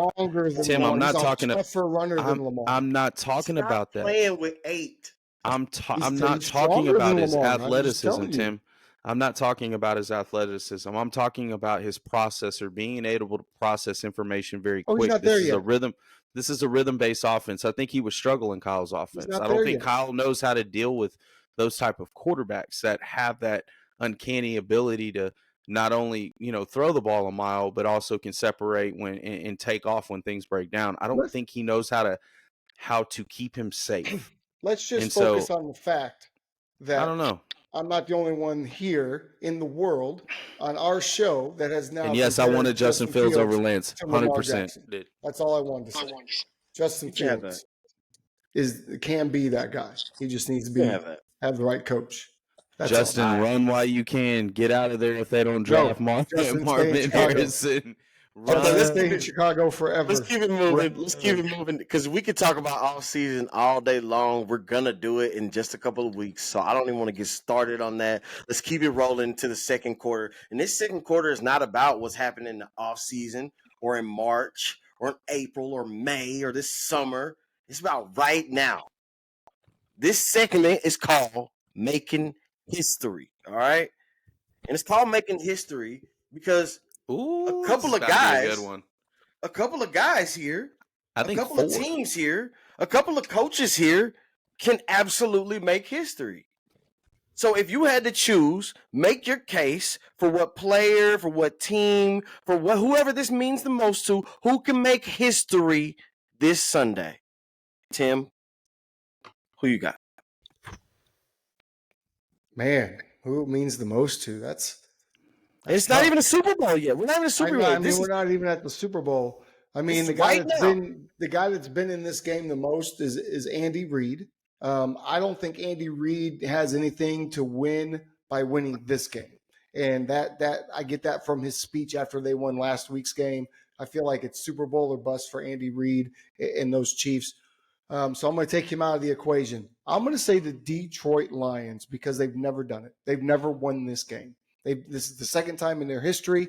By the way, they're one of the original 8 NFL teams. Nobody talks about that.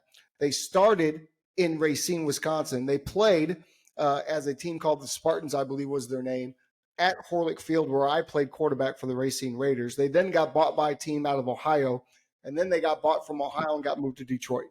Their first emblem was a yellow lion, and they had won like 6 championships. But in the Super Bowl era, they ain't never won shit. So to me, it's the biggest historically for the Detroit Lions to get to a Super Bowl.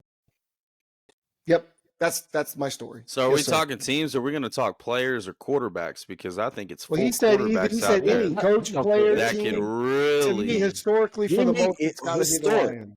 Who's making history on Sunday? I say Brock Purdy and I say Lamar. I have to agree.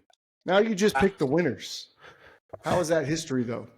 Because I say this because it'd be your first time Mr. Irrelevant. Then you got Lamar with all the off season going on. The running back.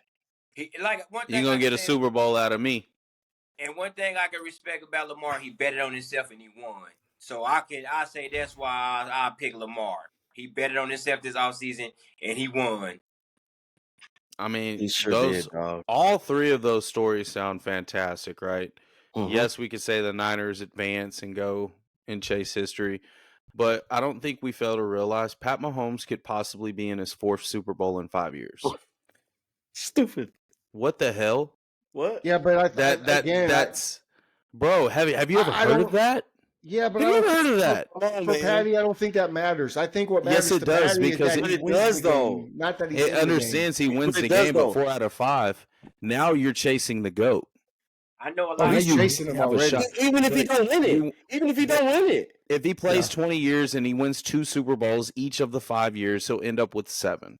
Right? I'm not a mathematician, but a lot of people gonna jump. That's huge, man. A lot of people gonna jump on me for saying this, but I feel like at the end of the day, when it's all said and done, he gonna go down as the greatest. Period. I mean, you might be right. He's already number 2. Right about that. Facts. I think he's number 2. Gonna happen soon. I think he's number 2. He gets 5 rings, gentlemen. He's going to be called the greatest. Time out. He can't be number 2 to me. He's still got to overcome Montana. Once he gets past Montana, then we can. Let me ask you this. Everybody on the field, you got a franchise to start your team with. A guy with a mohawk comes on the field, throws 80-something yards, named Mahomes. You're not going to pick him above every freaking quarterback that's ever played? We understand that. And there may be another kid that comes after that, but I'm just saying, historically, you can't just put him over Joe Montana when he hasn't even caught Joe Montana yet. I understand that, but Joe got it. It's different. His talent, his demeanor, everything about Pat Mahomes says he is the 2nd greatest quarterback of all time. And he might be when it's all said and done. I'm just not willing to put what him you there think, yet. bro?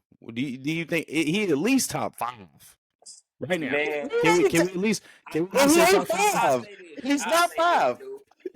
I'm gonna say this, Nui. At the end of the day, like you said, bro, look what he done. His body of work. This how short 4 out of 5. Come on, his body of work so far. He stepped in. Man, his body of work is crazy. Like that's never been done. Ridiculous. And then you think about it. Each year he keep getting better and better and better and better. So most quarterbacks hit that wall where they have a down season a little bit, but he haven't hit that wall yet. He's been and wide receiver has gotten worse every year. Let me pose one scenario. Delivering game in and game out, he still make plays to be like, wow. Let me pose this scenario. We talk about Patrick Mahomes and we're putting him on this pedestal, right? Mm-hmm. Yeah. And that's fine, and he deserves it.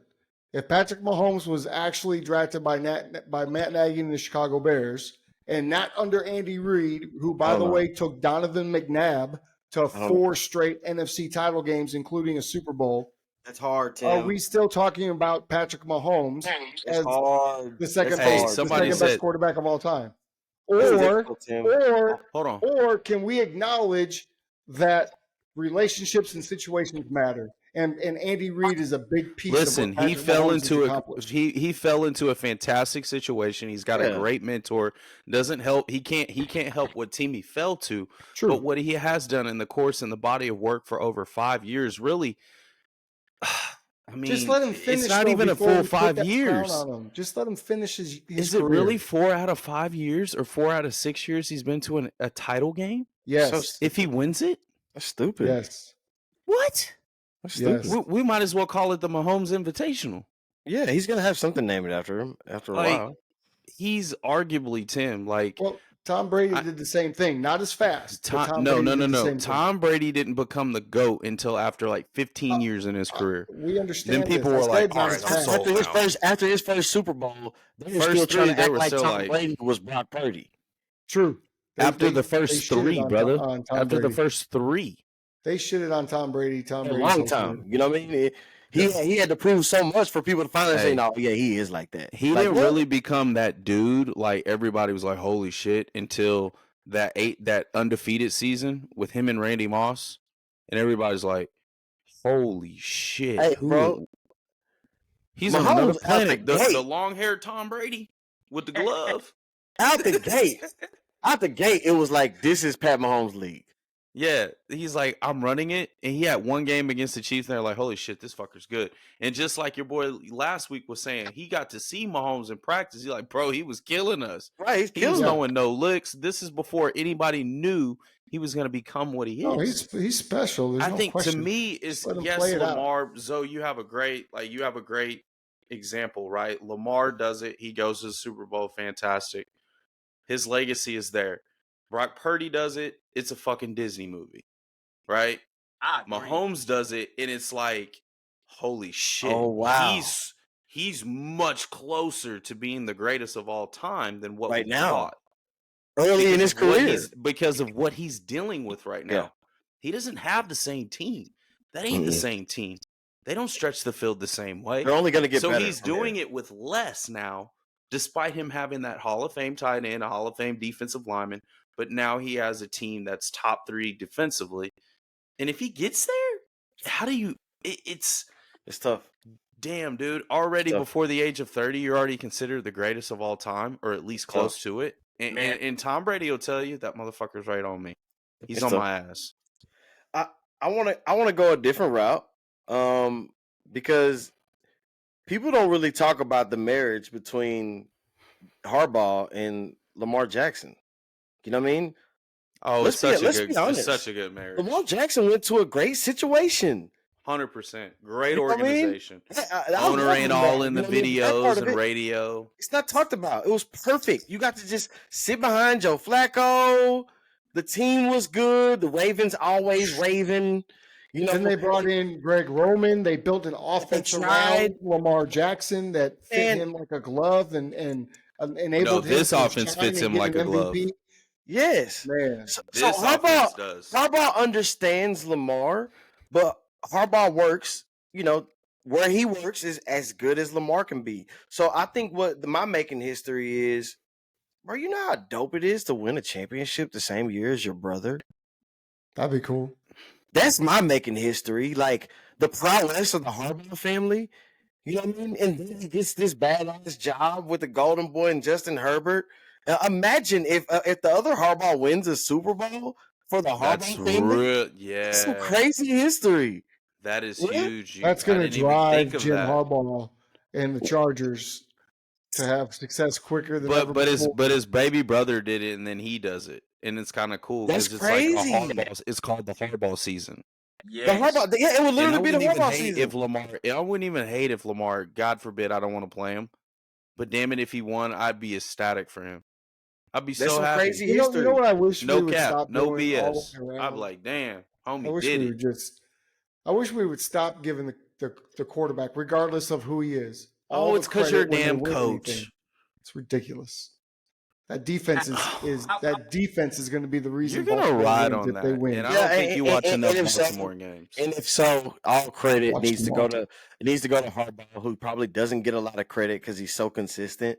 You know what I He's a mean? great coach. We always find 2 or 3 other coaches that we want to say like are having a better season because Harbaugh is so consistent. If he wins this, does he put him in the Hall of Fame? That's some crazy history. Does he put him in the Hall of Fame? 2 separate teams, 2 separate quarterbacks, 2 separate eras. That's some crazy history. And if he wins it, does that put him in the Hall of Fame? I think just getting to another AFC title game with another whole team and the longevity he's had. He needs one more. He needs one more.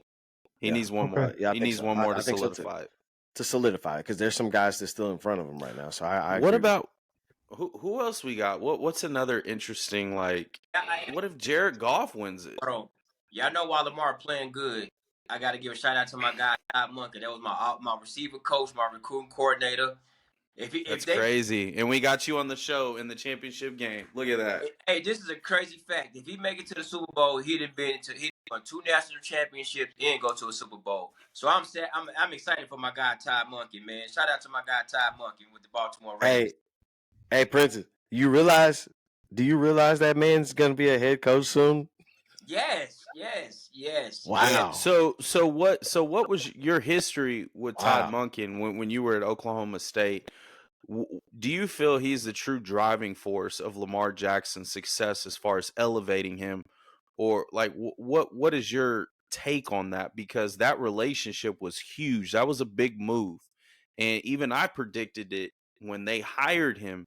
I said Lamar's going to win the MVP, and this was week 1 of the Couch Coach, and it happened. Week 1, that's all we was talking about. I think me and you, XO, we talked about it. So talk about your relationship with Todd Monken, and how do you think it's elevated Lamar to a degree? One thing I can say about Todd Monken, and if you watch Lamar playing with so much confidence. He playing so much relaxed. He playing so much loose. And that's one thing about Todd Monken, man. He want perfection, but he gonna let you be him. And he's gonna times where he gonna tell Lamar, hey, forget all of that, make a play, use your legs, make a play. So at the end of the day, Todd Monken is a guy that's quarterback friendly. And if you're a playmaker, he's gonna give you the opportunity to make the plays. And once you gained his trust, now you see the sky is the limit with him. Now it doesn't matter the situation. He feel like no matter what he dialing up, him and Lamar on the same page to where their offense is flowing so smoothly. He got Lamar looking so great in and out the pocket, roll out passes. It's not so much as RPO as the last 4 or 5 years with Lamar, where he ride and then throwing. Now he in 5 wide drop backs. Yeah, he getting the ball out quick sometimes too. I love it. So then now he added a speedy receiver. So now you're seeing a lot of jailbreak screens, a different formation with Zay Flowers, with Odell. So I just feel like, man, one thing about Todd Monken, he know how to put his players in the best position to be successful. Mm-hmm. You could tell because I'll be honest with you. I don't think that wide receiving core is still not very good. If y'all want me to be honest, they're not very good. But guess what? He built a scheme that make them so good. Yeah, right, so it works. Yeah, he got a perfect scheme because you still got your veteran in Odell. Then you still got your screen, jet sweep, trick play guy with Zay Flowers. Then one thing about Aguilar, you never know. He's a possession receiver when you need him. You never know what you're gonna get with him, but he still got to roll with the team. So he didn't broke it up perfectly for the Baltimore receiver group. Everybody know they roll, and he using everybody to their full potential. Hey, do me a favor real quick, Zoe. Great take. Move your screen up towards your face because I'm looking on live right now. They said I can't see the guest's face. Maybe I'm late. So it's a 45-second delay, but right hopefully there you see it. But I think that was a fantastic take. So with Monken, you feel like he's bringing the best out of his guys with what he has, and he's really utilizing Lamar in the right way by protecting him. Yes. To a degree from himself. I think he's played so much smarter. He is one of the few guys that I have seen that can buy so much time in the pocket and feel so relaxed. He's toying guys with multi-million-dollar defensive linemen. He's toying with them. It didn't even, and like when he takes off, it's like everybody looks in slow motion. What he did to Fred Warner, bro, was nasty. Oh my god! What you really think anybody can? And that's the number one linebacker. Yeah, like, but yeah, bro, like it's just like, how do you stop that? Chiefs in for a long day, brother.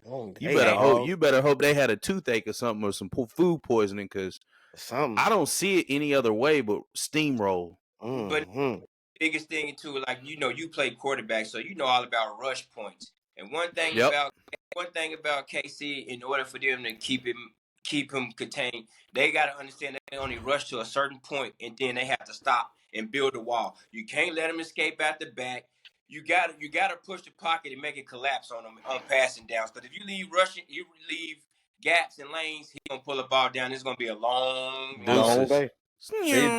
30 yards, first down. God damn. Now, I do think cover him that long. I do think the Chiefs' defense is capable. You know what I mean? They are.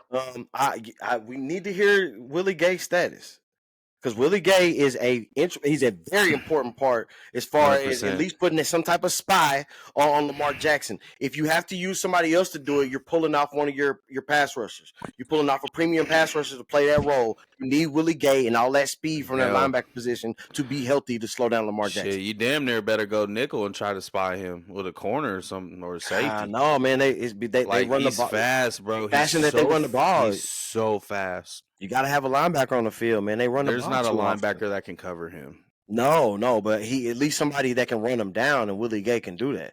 Like a Patrick Willis. What the Chiefs have to try to do, and what they haven't done a lot this year, but what they need to do to have success is to get up early and force Lamar, force that run game to be taken out. If you can somehow force Baltimore to forget about their run game and try to force Lamar into passing the ball, he just hasn't. I mean, he's 15th in passing stats this year. In quarterbacks in the NFL, he's 15th. So they don't ask him to throw the ball a lot.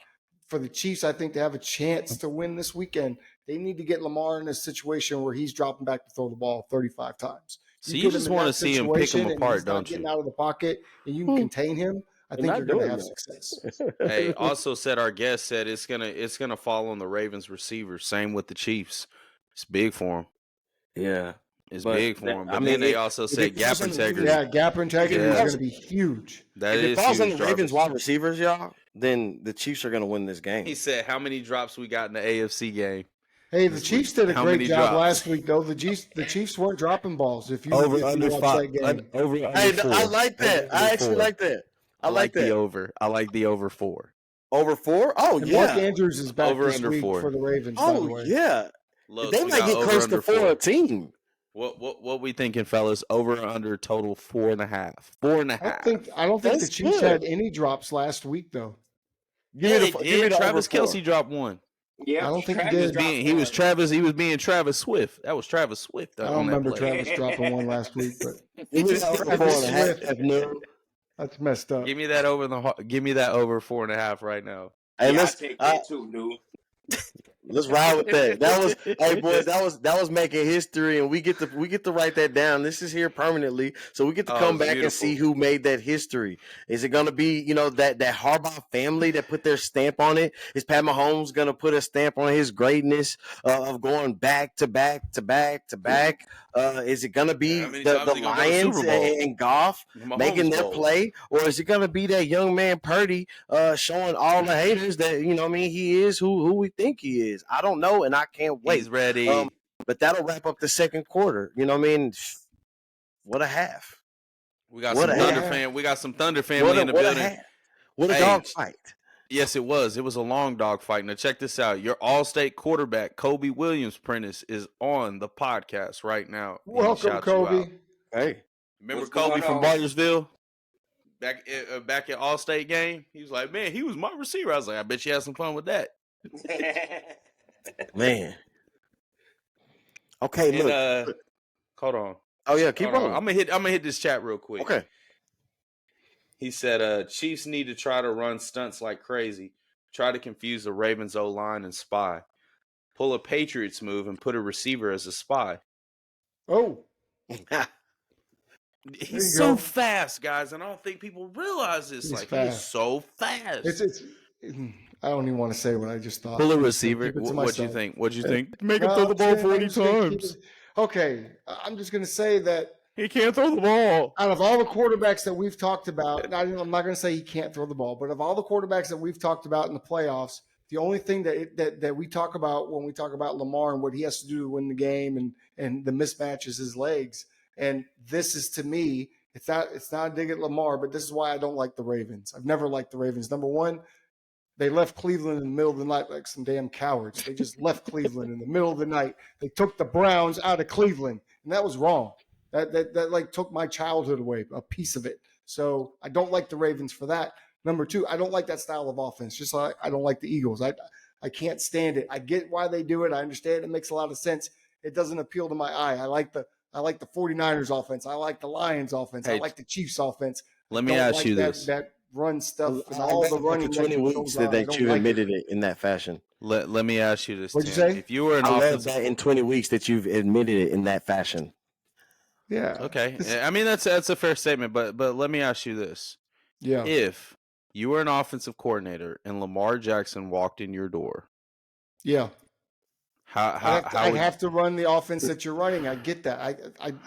But I would trade for Brandon Newey. No, you wouldn't. Fuck no, you wouldn't. I would because I want to throw the ball. I want to throw the ball 40 times a game. I'd reject the trade. Hey, Tim, I hate you. So what you don't like about the offense, Tim? Listen, I get it's productive and all that. To my eye, I like the offense where we're spreading it out a little bit. The quarterback is throwing the ball. He's completing completing a lot of yards, throwing for 4 or 5 touchdowns a game. That's just me because that's the style of offense that I like. I don't like Newey used to ask me all the time for choreographed runs and drawn up quarterback runs. I'd be like, nah, we're good on that. We need to make sure you can throw the ball. Tell them. I didn't want him to take those hits. Remember, Stephen? Tell them I didn't take hits. I give them, mother sucker. That's just not my style of offense. Like, I don't like the way the Eagles do it. I know they have to do that because what are you doing? Okay. Jalen Hurts is limited, so the Eagles have to run that type of offense. I don't feel like the Ravens need to, but I feel like they do, and I hope it doesn't happen. But we've seen quarterbacks get used like this in the past, and unfortunately, injuries creep up, and he's been hurt 2 years already. It just, I feel like let's let him throw the ball. Let's let that all loose. So let me ask you this question. Do you feel like their offense didn't change a lot this year with Monkey coming in versus the past years? Definitely. And I think they use the design runs smarter, right? It's more on third down. It's more in the red zone. That's not they're necessarily first. Not and I feel like the other running backs are getting involved, right? Because of the threat of Lamar running. So I understand all of that. I just, he threw for 160 yards last week and they won the game big. And, to me, it's like, man, that's the least amount of yards a quarterback has thrown for in the playoffs. And we're still talking about it's all about Lamar. And to me, it keeps the onus and people aren't giving the defense a lot of credit. And that's why I talked about it earlier. I wanted to give that defense some shine. They're historically great, guys. They're historically great right now, man. The only one to do it. 4 touchdowns. I get that. I get that. 4, He's just a special athlete to me. 28 it's points. Not just athlete, bro. He's a fucking cyborg playing quarterback. 28 points would have won 3 other games, and they scored more than 28. I think you'll understand more what I'm trying to get across when we get to the pick section. Okay. I think that'll, because I'm going to say some things that'll make a little bit more sense. Fair enough. But I get it. It just doesn't appeal to my eye. Listen, I'm not a Ravens fan. That their style has never been like, I like the Harbaughs and all that, but first of all, like I said, you broke my heart when you took Cleveland out. You took the Browns out of Cleveland. I thought that was whack. But I don't know. I'm a guy that likes to watch a Purdy throw the ball all over the yard. I like to watch so Jared pretty. Goff. I like to watch. You over there sounding like that I just like to watch those types of quarterbacks. Baltimore leaving. What'd you say? What'd you say? He mad What'd as you shit. say? He woke up in the middle of the night and he saw it on the news, like, you know how it's scrolling. No, like it on was the a snow ticker. day. There go the semi trucks. There goes the Browns. Like, Hey, did you turn it on a remote, or you go to the TV and like turn it on like this, like a little snap? hey, we had remotes by then. You take it easy. I did have rabbit ears, but we had remote controls by then. They left? All right, fellas, check me out. Check me out. We That was up great. right now. You know what I'm saying? We're clearly winning this game. Drop a few plays, drink some Gatorade for you guys to catch cramps. You know what I mean? Get your stretches in. We're going to come back out after this halftime. If you haven't followed the Couch Coach Club, I don't know what's wrong with you. In the meantime, if you haven't followed the QB Huddle podcast with these dudes on absolute fire week in and week out, they've gone to almost like a freestyle show now, and I love it even more. You know what I mean? Like it's serious. These are two QB nerds, and I said it, and I don't feel bad about it. Two straight QB nerds. And if you feel like that, and if you don't have this knowledge, there's so much more to talk about when you talk about the football and NFL and the way this game is going. There's all of these great young quarterbacks that are coming in the game right now. And if you ain't locked in with two guys who know what they're talking about, then I don't know what's wrong with you. So go make sure you follow the QB Huddle podcast. Follow it right now. We're 4 subscribers away. Guys, we're 4 subscribers away from giving away a brand new authentic NFL jersey from Fanatics of your own favorite player and favorite team. Come on. Okay. We're 4 away. We're 4 away. It should be 4 people tonight. If you're in this chat, make sure you go look. Say, man, do I follow them too? And if you're the 100th subscriber, I swear we will make it happen for you. Go check. Right hand of God. Yeah, that's right. And right now, we're at about 115. So I'm going to throw this out there just as a challenge for the Couch Coach Club followers. If you're not a fan, the 150th subscriber, we will also give away a jersey of your choice. Hey, of your choice. I'm just saying, I got to put this out there. They're pretty sweet. I'm going to put this out there because I did it on the QB Huddle this week. We are looking for a very, very, very special guest. We've had some great guests this year. We've had coaches and quarterbacks, including Quincy Carter. But I want to take it up a notch, folks. If any of you out there have a connection to, know somebody who has a connection, Tony Romo, we want you on the QB Huddle, brother. Your jersey's on my wall. All I want is Tony Romo on the QB Huddle one time. So make it happen for me, folks. If you make it happen, woo, you'll get a whole box of jerseys. I'm going to let him fanboy over that one. About to get to work. We running out. Tim done tripped over a cheerleader. My boy Bnoohi's stretching that arm. Is getting ready to catch us a fade here and there. The third quarter. This is the playoff stock market. This is kind of simple, man. The playoff, stock market is about the risers and the fallers in the NFL. There's only a couple of teams left, and y'all know who they are, so they're all rising. So I don't really care about the teams right now. Let's show these players some love, all right? Okay. If there is a player, I want y'all to give me 2 players, and I want y'all to dig deep. And if you're not ready right now, I will go first gladly. But give me 2 players who are game changers in the rest of this playoff that we're not talking about. Let's hear it. Who you got, Tim? I talked about him earlier. I got Kyle Hamilton. I think he's an X factor for the Baltimore Ravens. I think Kyle Hamilton, if he can shut down Travis Kelce and he's gonna be the guy to take him away, that's Mahomes' security blanket. I think he can make a huge difference defensively. So I look for Kyle Hamilton to really show out this weekend. If he's not a household name yet, he may be by the end of the night on Sunday. That's huge. Give me another player. Dig deep. You want another one? Give me another one. For Pacheco. Me, I'm taking the bully. Well, give me another one after that. Who you got now? You go, Prentiss. You go. I'm taking Greenlaw. You stole mine. I'm going Greenlaw. Yes. I love Fred, but I told Bnoohi before this. Greenlaw is our enforcer. Fred do everything else, but he the hammer and he gonna nail everything. So mine is Greenlaw. He didn't even have to pull the hammer out last game. That boy put them. He put them paws out. Give me that. Give me that. What do you mean? Wow. Who you got? Who you got, Louis? I got Tre'Davious Ward. I think he has done a phenomenal job this year of shutting down your number one receiver. There's hasn't been one number one receiver to catch over 100 yards on him this year. Him lining up with first team All Pro Ahmad St. Brown, I think that's going to be a matchup to really look at because he's going to probably follow him in the slot, outside, inside. He's probably going to have to play a little bit of a hybrid game, but I think if you are able to shut him down, that'll allow these rushers to get through.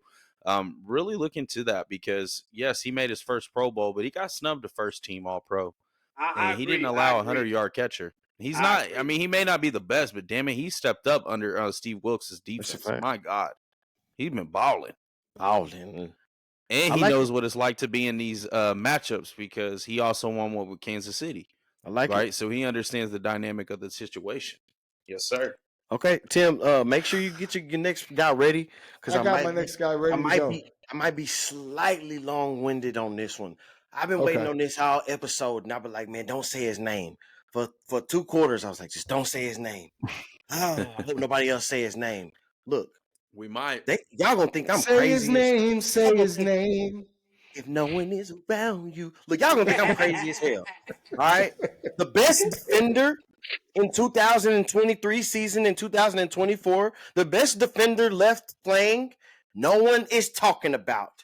And it's the reason why this is so damn good. And I'm going to talk about him today, and I'm going to talk about him for the next 2 to 3 months because that boy's up for a crazy-ass contract. But Justin Madubuike has been balling. What do you mean? Justin Madubuike has been balling for the Baltimore Ravens. Madubuike, can you spell that? I can't spell Madubuike. Madubuike. Stop looking at the screen. Stop looking at the screen. I needed to look at one part of my notes as I wanted to keep rolling when I talk about Justin Madubuike. Check me out. In the contract year. All right. Y'all gotta remember this is an interior lineman. He's not an edge. He's an interior lineman. He has 14 sacks. That's damn great. He has 14 sacks.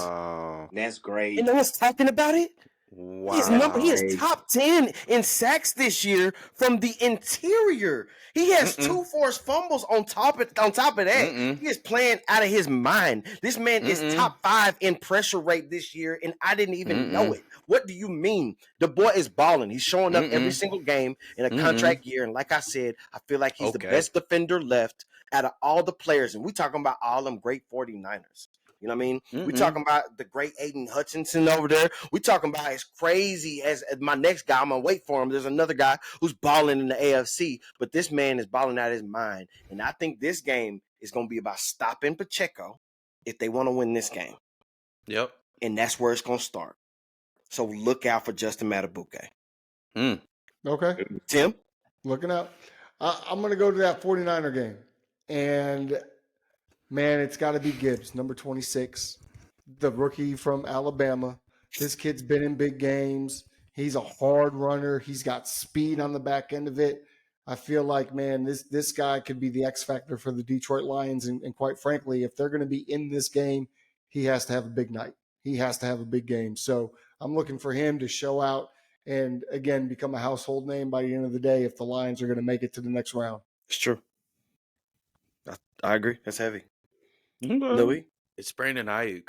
I think this is a game Brandon Ayuk really steps up and shows that I deserve that money.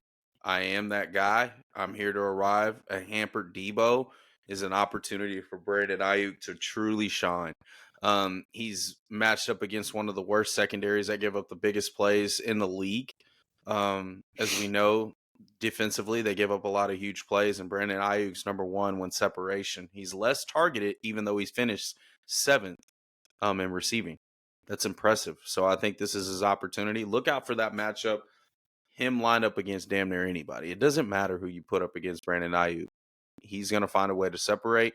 Now, can he make the plays when he needs to? I think he can because he showed up big last week. So, but only targeted 4 times. I didn't like that. I feel like when Debo is hampered, you really need to lean on him as much as possible. And with the emergence of Juwan Jennings, I think it's going to give Ayuk an opportunity to get some one-on-one coverage. Bingo. Okay. I don't dislike it at all. Like that. I like that. I don't just like it Getting all. deep, That's what I was getting talking about deep. earlier. He gonna Getting kill a that little boy. in the waters there, bro. He is about to cook, son. Oh my Hey, if you got him on Prize Picks, you better hit that over. Oh my, you pick it, dog. Pick it. You better hit that over. Oh my God, Prentiss, who you got, man? Man. I'm gonna say this and I'm gonna say this. Mine's got to be Chase Young, man. I need Chase Young, man. I need him. This is huge. This is his biggest game of his career.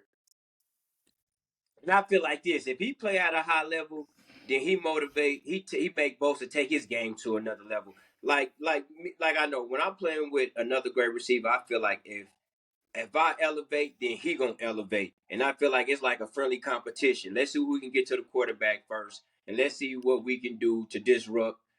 And I just feel like he has to show up. Like I've been waiting for him to have that big game, and I feel like this is this opportunity right here to make that claim right here that he still can play at a high level. Yep. This is the point of, is he going to get paid or not? Does he stay with us or not? This is the game. I agree. This is the game. And so we need him more than ever. Don't take no damn plays off. Sell the fuck out. I'm with you. What we need. And I want to go. I'm gonna stick on that same path of a player who is getting ready to prove himself because he's already done it. And this is the game you're going to need him to really keep what he's been doing all season. The guy who I have called the ugliest number in the history of the NFL is L'Jarius Sneed in that ugly 38 that he wears. L'Jarius Sneed has at some points of the season to me played he's played like cornerback one. True. He sent Tyreek Hill on vacation. What? He played he pushed him all the way to Cancun. He played like cornerback one a lot of times this season. I think there's going to be a chess match, and there's going to be some times where Baltimore Ravens are going to need to take shots. Well, one thing I do know, they won't be throwing them by way of 38. You know what I mean? I think he's just that good, and I think if he can continue that path, the Kansas City Chiefs are going to have a better chance to slow down the Ravens. He's going to have another. And they're small receivers too. That dude's physical. He's very physical, man. He's physical. And imagine if you can say like, hey, they got all they got all small receivers. No matter what, every time Zay Flowers get one of them long bombs, that's when the Ravens get to cooking, man. That's when they get to cooking. Well, it's now like you got Andrews back. It's a crazy spark for that team. But when what are you thinking? No, go ahead. I was talking to Nui. Do you think with Andrews being back, do you think he's going to be efficient, though? I think he will. I think he'll be a huge decoy. I think Lamar's going to have to throw outside the numbers quite a bit this week. And that bothers me. You think? Yeah, that's not really Lamar's strength. It bothers me, dog. Oh, it's not Lamar's strength. I mean, you can say that everybody has a weakness, man. It's not that, man. I don't think he does. Okay, he's inhuman. You're right. Are a really good combo. They're a very good duo. They're one of the best duos in the NFL, man. Like, you don't want to have to get into a passing match with them because it's not good. We saw what happened to Stephon Diggs, man. Yeah. They made him look like a nobody. You know what I mean? They've been doing this. You know what I'm saying? And I worry about that part of the game. L'Jarius Sneed, man. That's going to be my player to watch.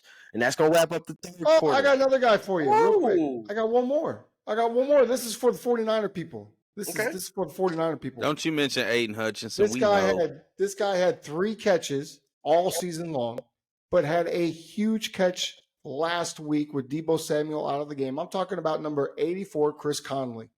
Chris Conley at 6'3", who has averaged 23 yards per catch this year, could make 1 or 2 catches in this game, especially if Deebo's out, that change the course of the game. Yeah, so watch for Chris Conley to make. I'm going to say Jawan Jennings more than Chris Conley. Yeah, he got that. Well, I was just trying to go deep, Brandon. I'm trying to go third and Jawan.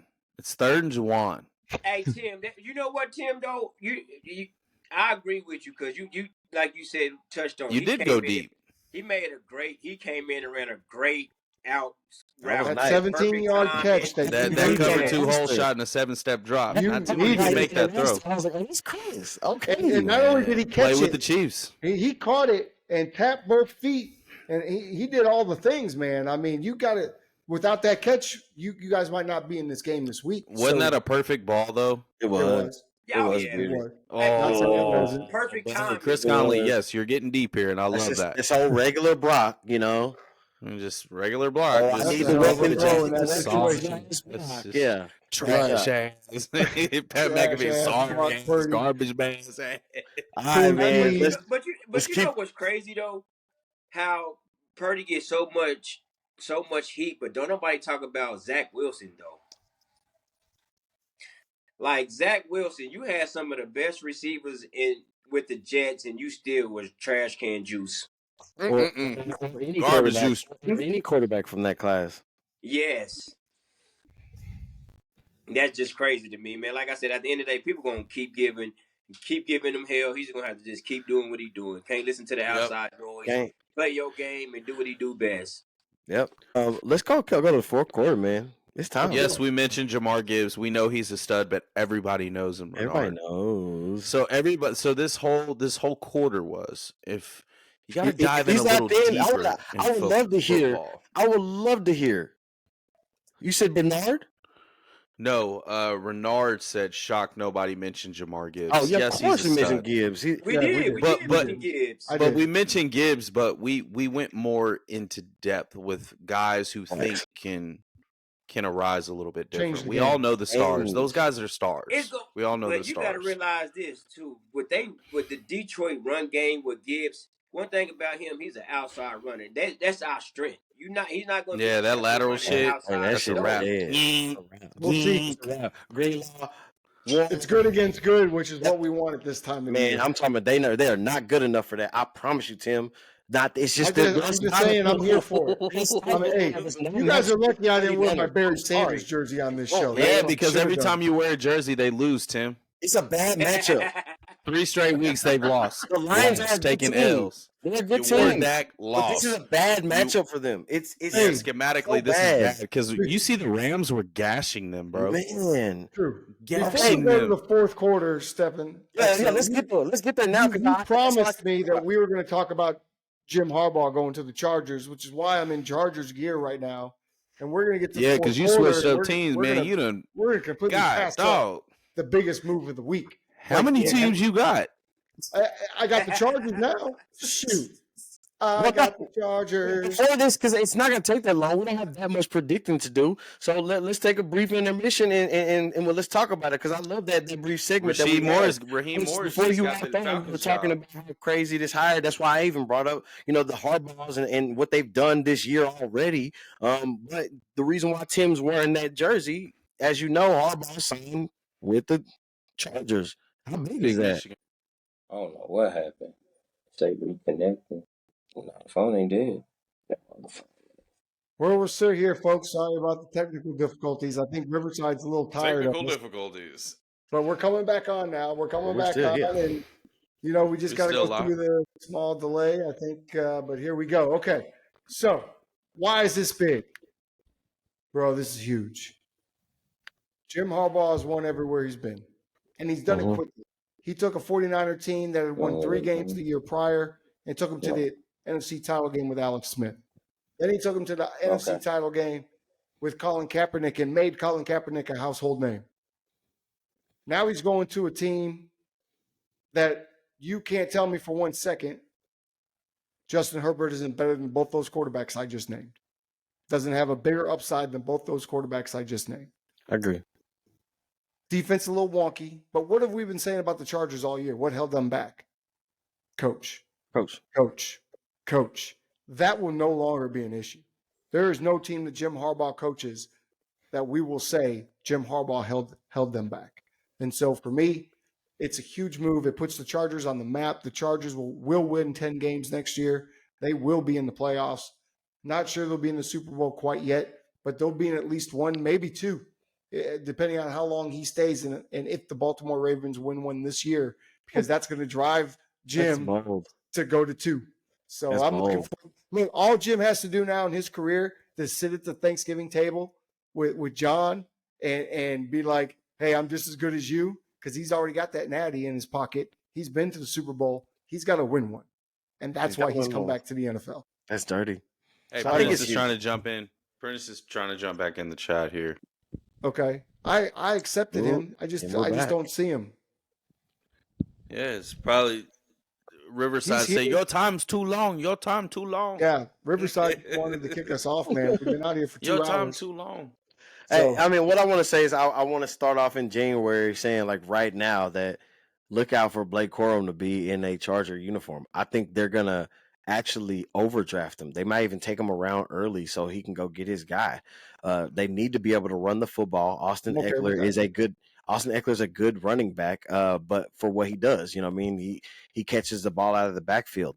For Jim Harbaugh, I mean, he's going to need to be able to run the ball 20 plus times a game down their throats. That's what Corum's going to do. And I think if they can establish that and kind of take a little pressure off of Justin Herbert where he doesn't have to throw 30, 40 times every game, he's going to be dangerous. And I agree. That's a huge hire already. Agreed. I am so happy about it. Yes, I will cheer for the Chargers and as long as Jim Harbaugh is the head coach of that team. And so, that's just the way it's going to be.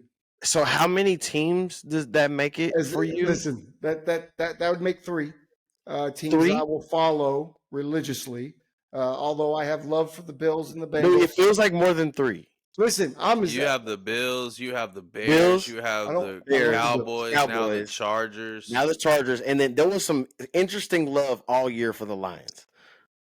I'm always going to give love. I mean, and respect all year to different players and different teams throughout the season. My man had Pat Mahomes. The team that my heart goes with is the Cowboys and the Bears always. Now it's going to be I've added the Chargers to that list. Yes, sir. I like it.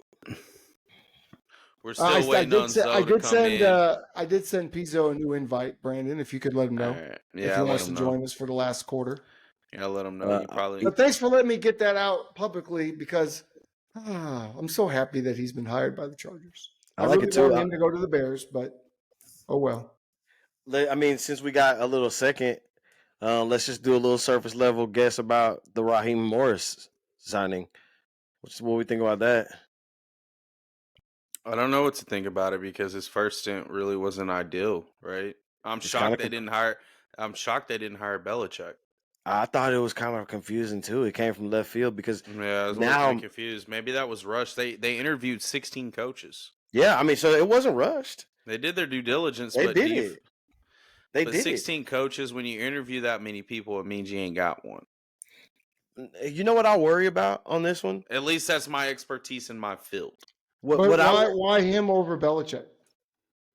He's younger. You know, a little outdated. Well, Raheem Morris didn't he coach for Rams? No. He was a head coach before. Oh, he was a head coach before. Yeah, Raheem Morris was a head coach. Okay. He's a head coach I don't remember that, but I thought it was Arizona. It was either Arizona or Tampa. Arizona, Tampa, or Denver. It was one of those. I'm trying to look for it now. He was the head coach in 2010 of the Tampa Bay Buccaneers. Yep, that's what I thought. And they were shit juice. So he gets another opportunity. Hey, a brother in Atlanta, make it happen. I think, yeah, for a cultural fit, it was better. Than the Bill Belichick hire. This is what I worry about. And DeMeco Ryans and CJ Stroud, you know, proved a lot of people wrong, me being one of them, with just a dynamic. You know what I mean? Bringing in a first-time head coach or bringing in a head coach that doesn't have a lot of winning experience, and you're bringing in a rookie signal caller. And it seems as though, or I thought that's what the Falcons were going to do. But I don't know if you can afford to do that now, bringing in this defensive, mind. It seems as though you need to bring in a veteran. Maybe. But for everything to work. So for everything to work how it should work, I think you need to bring in a veteran who can, really be able to use these pieces that they have, because they have some of the best chess pieces in the NFL who nobody can seem to harness their potential. So I think somebody like Kirk Cousins, somebody, a veteran player would be perfect for that team versus them going with the rookie signal caller. I don't know if it's going to work for ATL. You trying to let go of Kirk Cousins in Minnesota? I'm not trying to, but I want to see Kirk Cousins in a good situation, and Atlanta would be a phenomenal situation for Kirk Cousins. I think him leaving Minnesota would be a mistake. At some point you have to take off the Band-Aid. it's not Kirk Cousins. He's great. It's just about assembling a roster. And if you want to do so and pay Justin Jefferson to be the highest paid wide receiver ever, it's going to require you to be on a quarterback on a rookie contract. That's a shame. It is. Maybe you just want should Caleb think about Williams, taking don't a you, little or bit JD less money. Daniels? It's not even about that. I love Kirk Cousins. You know what I mean? If we could find a way for Danielle Hunter and Kirk Cousins to be back, then yes, while signing Justin Jefferson long term, absolutely. But at first it goes Jefferson long term, Danielle Hunter coming off of 16.5 sacks, re-sign him, then Kirk Cousins coming off of Achilles tear. So unfortunately, he did as far as hierarchy of importance. I think he's like third to me. Gotcha. He's great. He's great. He's just coming off a Achilles tear. Is he good? Or Did we lose our guy? He's texting me now. Mm-hmm. Well, The show's gone so long, my phone is fully charged now. That's beautiful, man. I haven't seen that in a long time. Well, let's just keep it rolling. Go over to the fourth quarter, and if he does pop in, I'll definitely be able to. Zoe's probably going to pick the 49ers. We know he's picking the 49ers. And the Ravens, I assume. I'll segue him in if we have to, but this is going to be simple, guys. It's the smartest idiots. Playoff pick 'em. There's only two games to pick. We've kind of talked about how we felt about these all the way through anyway. So, Tim, what do you think? Yeah. Chiefs, Ravens. Chiefs, Ravens. So this is what I'll say about this game. I think it could go two ways, right? Two best teams are left in the AFC, clearly. If this game is close, if this is a game where the Baltimore Ravens defense holds the Chiefs to 10 points, something along those lines, I think the Ravens could win the game. 17-10, 24-17, something like that, then the Ravens could win. But if the Chiefs can get up early, can put points up, and make the Ravens keep up with them, I think the game could not go the Ravens' way, and that's what I expect to happen. I expect Andy Reid to have the best plan. I expect Patrick Mahomes to be the most composed player on the field, and for some reason, I just expect them to find a way to win. So not a knock on the Ravens and what they're doing, but there is no reason that the Chiefs are where they are right now, and for that reason alone, I'm going to pick them to win this game.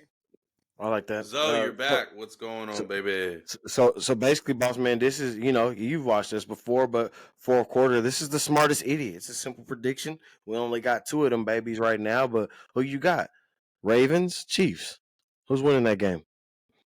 I'm going Ravens. Any particular reason why? Is it against my guy Todd? I can't go against my guy Todd. I like it. Okay. Well, that makes sense. That's simple. How do they win the game, Pizzo? What's the recipe for the Ravens to win this game? I feel like Lamar got to throw for over 230, have at least 3 touch passing and rushing, and the defense got to be able to limit Patrick Mahomes' big play ability. They defense got to get him, knock him off his spot, rough him up a little bit. If they can do that, then they got a chance. I've got to look it up, but I don't know that Lamar Jackson has thrown for more than 230 yards more than twice all season long. Yes, he has. You're asking a lot. No, Lamar had two. He's had two perfect passer rating games, Tim, this year. No, we're talking about yards. He said 230 yards. He's had 1, 2, 4 games over 230 yards this year. So if that's the barometer, then he may not win the game. If that's the barometer. They won every single one of them. I bet. I just threw that exact number out. I'm just being controversial. That's all. I'm just being controversial. We know. Who you got? I made Pizzo mad at me. I got the Ravens, man. I got the Ravens. I think Lamar. I think these guys run away with it. I think Chiefs are about to run into a buzzsaw. Yes, my money says Mahomes, but my heart says Lamar. So I'm gonna go Lamar on this one. But Mahomes gonna do his thing. Okay. Mahomes he's gonna get his.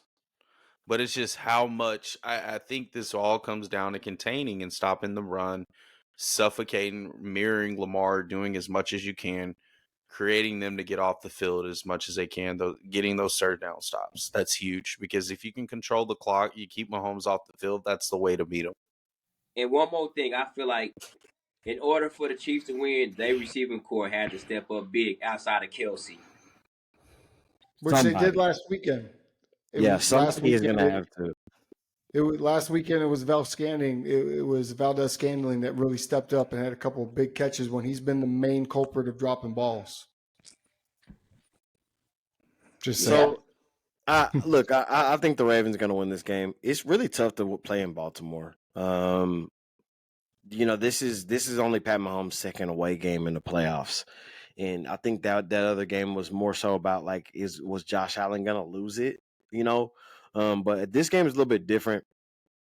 I think I do like the Chiefs' defense. I don't know if it's going to be enough. I really do like the stat line that Prentiss put out, saying that over 230. And let me give you a correction. He's actually thrown over 237 times this season. And guess what? He's 6-1 in those 7. So I do like that math. If he can get it. Now I think it's going to be difficult to throw for that many yards. I actually don't like him throwing for that many yards against the Chiefs.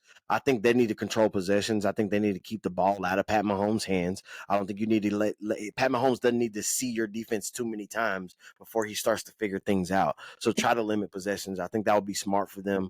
I got Baltimore actually by about 10 or so. So let's go to. Wow. I'm a lone wolf in this, huh? Yeah, let's go to the NFC. I don't think this game is going to be very close, but I'll let you guys talk about it first. Detroit Lions versus the 49ers. Tim, who you got? Man, this is such a great story for Detroit. And, the legend of Barry Sanders. I hope Barry's in the building. That'll give them some good juju. But I just don't feel like, man, anything Detroit does is going to be enough in this one. I feel like the only way Detroit can win this game is to keep it low scoring, keep the 49ers under 20. And I don't see that happening. I think the 49ers are going to run roughshod over that secondary. And I think the defense is going to show up physical. And I think they're coming to play as much as it's great for Detroit. And they're going to put up a fight in that first quarter, I think. I think the second half is going to belong to San Fran.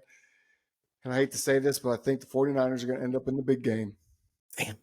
I agree. I agree with you, Tim. Like I said, I think the game going to start off. It's going to be a good game in the first quarter, and I just think we're just going to physically just dominate it. We're going to wear them down after a while. We're going to run the ball with CMC. We're going to control the clock. We're going to do the things that we're going to do to get us over that hump. Yep. We know what Brandon's going to say. One more game. One more game. Job's not finished. You know what you got to do. We've been here before. This is our third straight year. We're 0-2. You got to go win it. If you don't win it, I'm a little nervous if some things will start to change. I agree. And so it's just the God honest truth. There's no disrespect towards Brock, no disrespect towards Kyle. But I think if we don't win this game, changes will be made. We're too good of a team not to get over this hump. I feel like we got all the right pieces to make that push. Got all the right pieces, man. We got all the right pieces. Man, Detroit's going to put up a fight, man, but I think if we're hitting on all cylinders, night-night. Yeah, if they're hitting on all cylinders, I don't know. Night-night. I'm not this game. Don't come in bullshit, man. Don't come in bullshit. They're such a Cinderella team to me, and I don't know if that Cinderella is going to measure up to the 49ers. I really just don't. If they play up to the caliber of football I think they can play, they're going to smack them right in the face. There's a reality that I think that they have a window that they have to be very careful with, the 49ers, because they have some players that you got to pay. You know what I mean? And it's going to be hard to keep all of these names on this roster for too long. You do have a small window. You do, especially with the Brock Purdy contract. You have a small window. So it has to happen right now. And if it don't, I think there's going to be some teams that are going to pass y'all by. And I know y'all don't want to hear that. I feel like it's now or never. I agree. It's now or never. But you the win Lombardi Trophy won't wait. You win now, and you get that monkey off your back, and I think you're going to be a threat year in and year out. But if you don't, it's going to be dangerous. Is Shanahan fired if y'all don't win this week? Hell no. I hope so. You hope so? Hell no. I can't stand Kyle, bro. Do you move off Brock Purdy? He drives me nuts, bro. That would be the most irresponsible journalist move we've seen. It would, but at the end of the day, Kyle does not play great under pressure. He said changes were going to be made. So what changes? You're not going to move off Brock Purdy because he loses a title game, are you? That's ridiculous. He's gonna I don't know. We're weird, Tim. We're weird. We do. He's weird gonna shit. hunt you as somebody's OC. We do weird shit, Tim. We do weird shit. Just like I didn't see us trading Trey Lance to the Cowboys. Yeah, I was like, what? I was like, what? What are we doing? Hey, wow. Look, Prentiss, this was a fun one, dog. Like, I'm glad to have you. I'm glad to finally meet you. These boys speak very highly of you, and I see why with your football knowledge that you dropped on us today. We got a long off season coming ahead of us, so man, if you don't mind coming to stop by, and join us. Man, I thank y'all for having me, and I love what you guys doing, man. Y'all doing something great. Like I said, I've been knowing Tim for a while, man. Me and Bnoohi, man, we go way, way, way back, man. And like I said, man, I love what y'all doing, man. It's something new. It's something fresh, man, and I'm going to support y'all through the journey. Man, anything I can do to help, man, y'all come back on the show, man. I'd love to come back, man. After we win the Super Bowl, come back and talk a little bit. Man, we just got a lot to cover this off season, man. So we're gonna be crazy. Your prowess out here, dog. It's gonna be fun to collect all the 49er fans if they should lose. Man. It's gonna be fun to collect them all back and have them all come back on the show. We might have a 49er show for y'all. When we do the 49ers, we'll get them all back, boy. Hey, I want to be clear. I picked the 49ers to win, but best believe I'm going to be wearing my Sanders jersey and rooting for the Lions on Sunday. Not because I don't like the 49ers do their thing. I'm even as a Cowboy fan, I respect it. I just want to see a team that's never been there before get there. Yuck. That's it. Talking about the Cowboys, because I ain't been there in a minute. Hey, take it easy. Y'all look like shit, bro. Y'all should burn the whole. Shots fired. Shots fired. But guess what? They can't drink a team right now. So yeah. Oh, he said somebody. Oh, RC said send Shanahan to Dallas. No thanks. We're good. Nah, we're good. That you know what? That's okay. We'll take him. You guys take Kellen Moore. He's going to be looking for a job. Maybe not. He might be closing in. I don't know, man. We don't win this game, some shit's gonna go down. Kellen Moore will not be an OC for the Chargers next year. I guarantee that man needs a job. But hey, y'all, that's gonna wrap up episode 20. We're gonna see y'all next week, right before that Super Bowl, when it's comes down. Pro Bowl, yeah, but it all comes down to two. Man, I had a great time, man. Keep doing y'all thing, man. By the way, man, you know what it is. Bang, bang, Niner gang, man. Oh, my gosh. Thanks, Prentiss. Thanks for coming out on the show, man. Always good to see the vibes. And now, let's play that theme music. Boom, boom, boom. Yeah. Boom, boom, boom.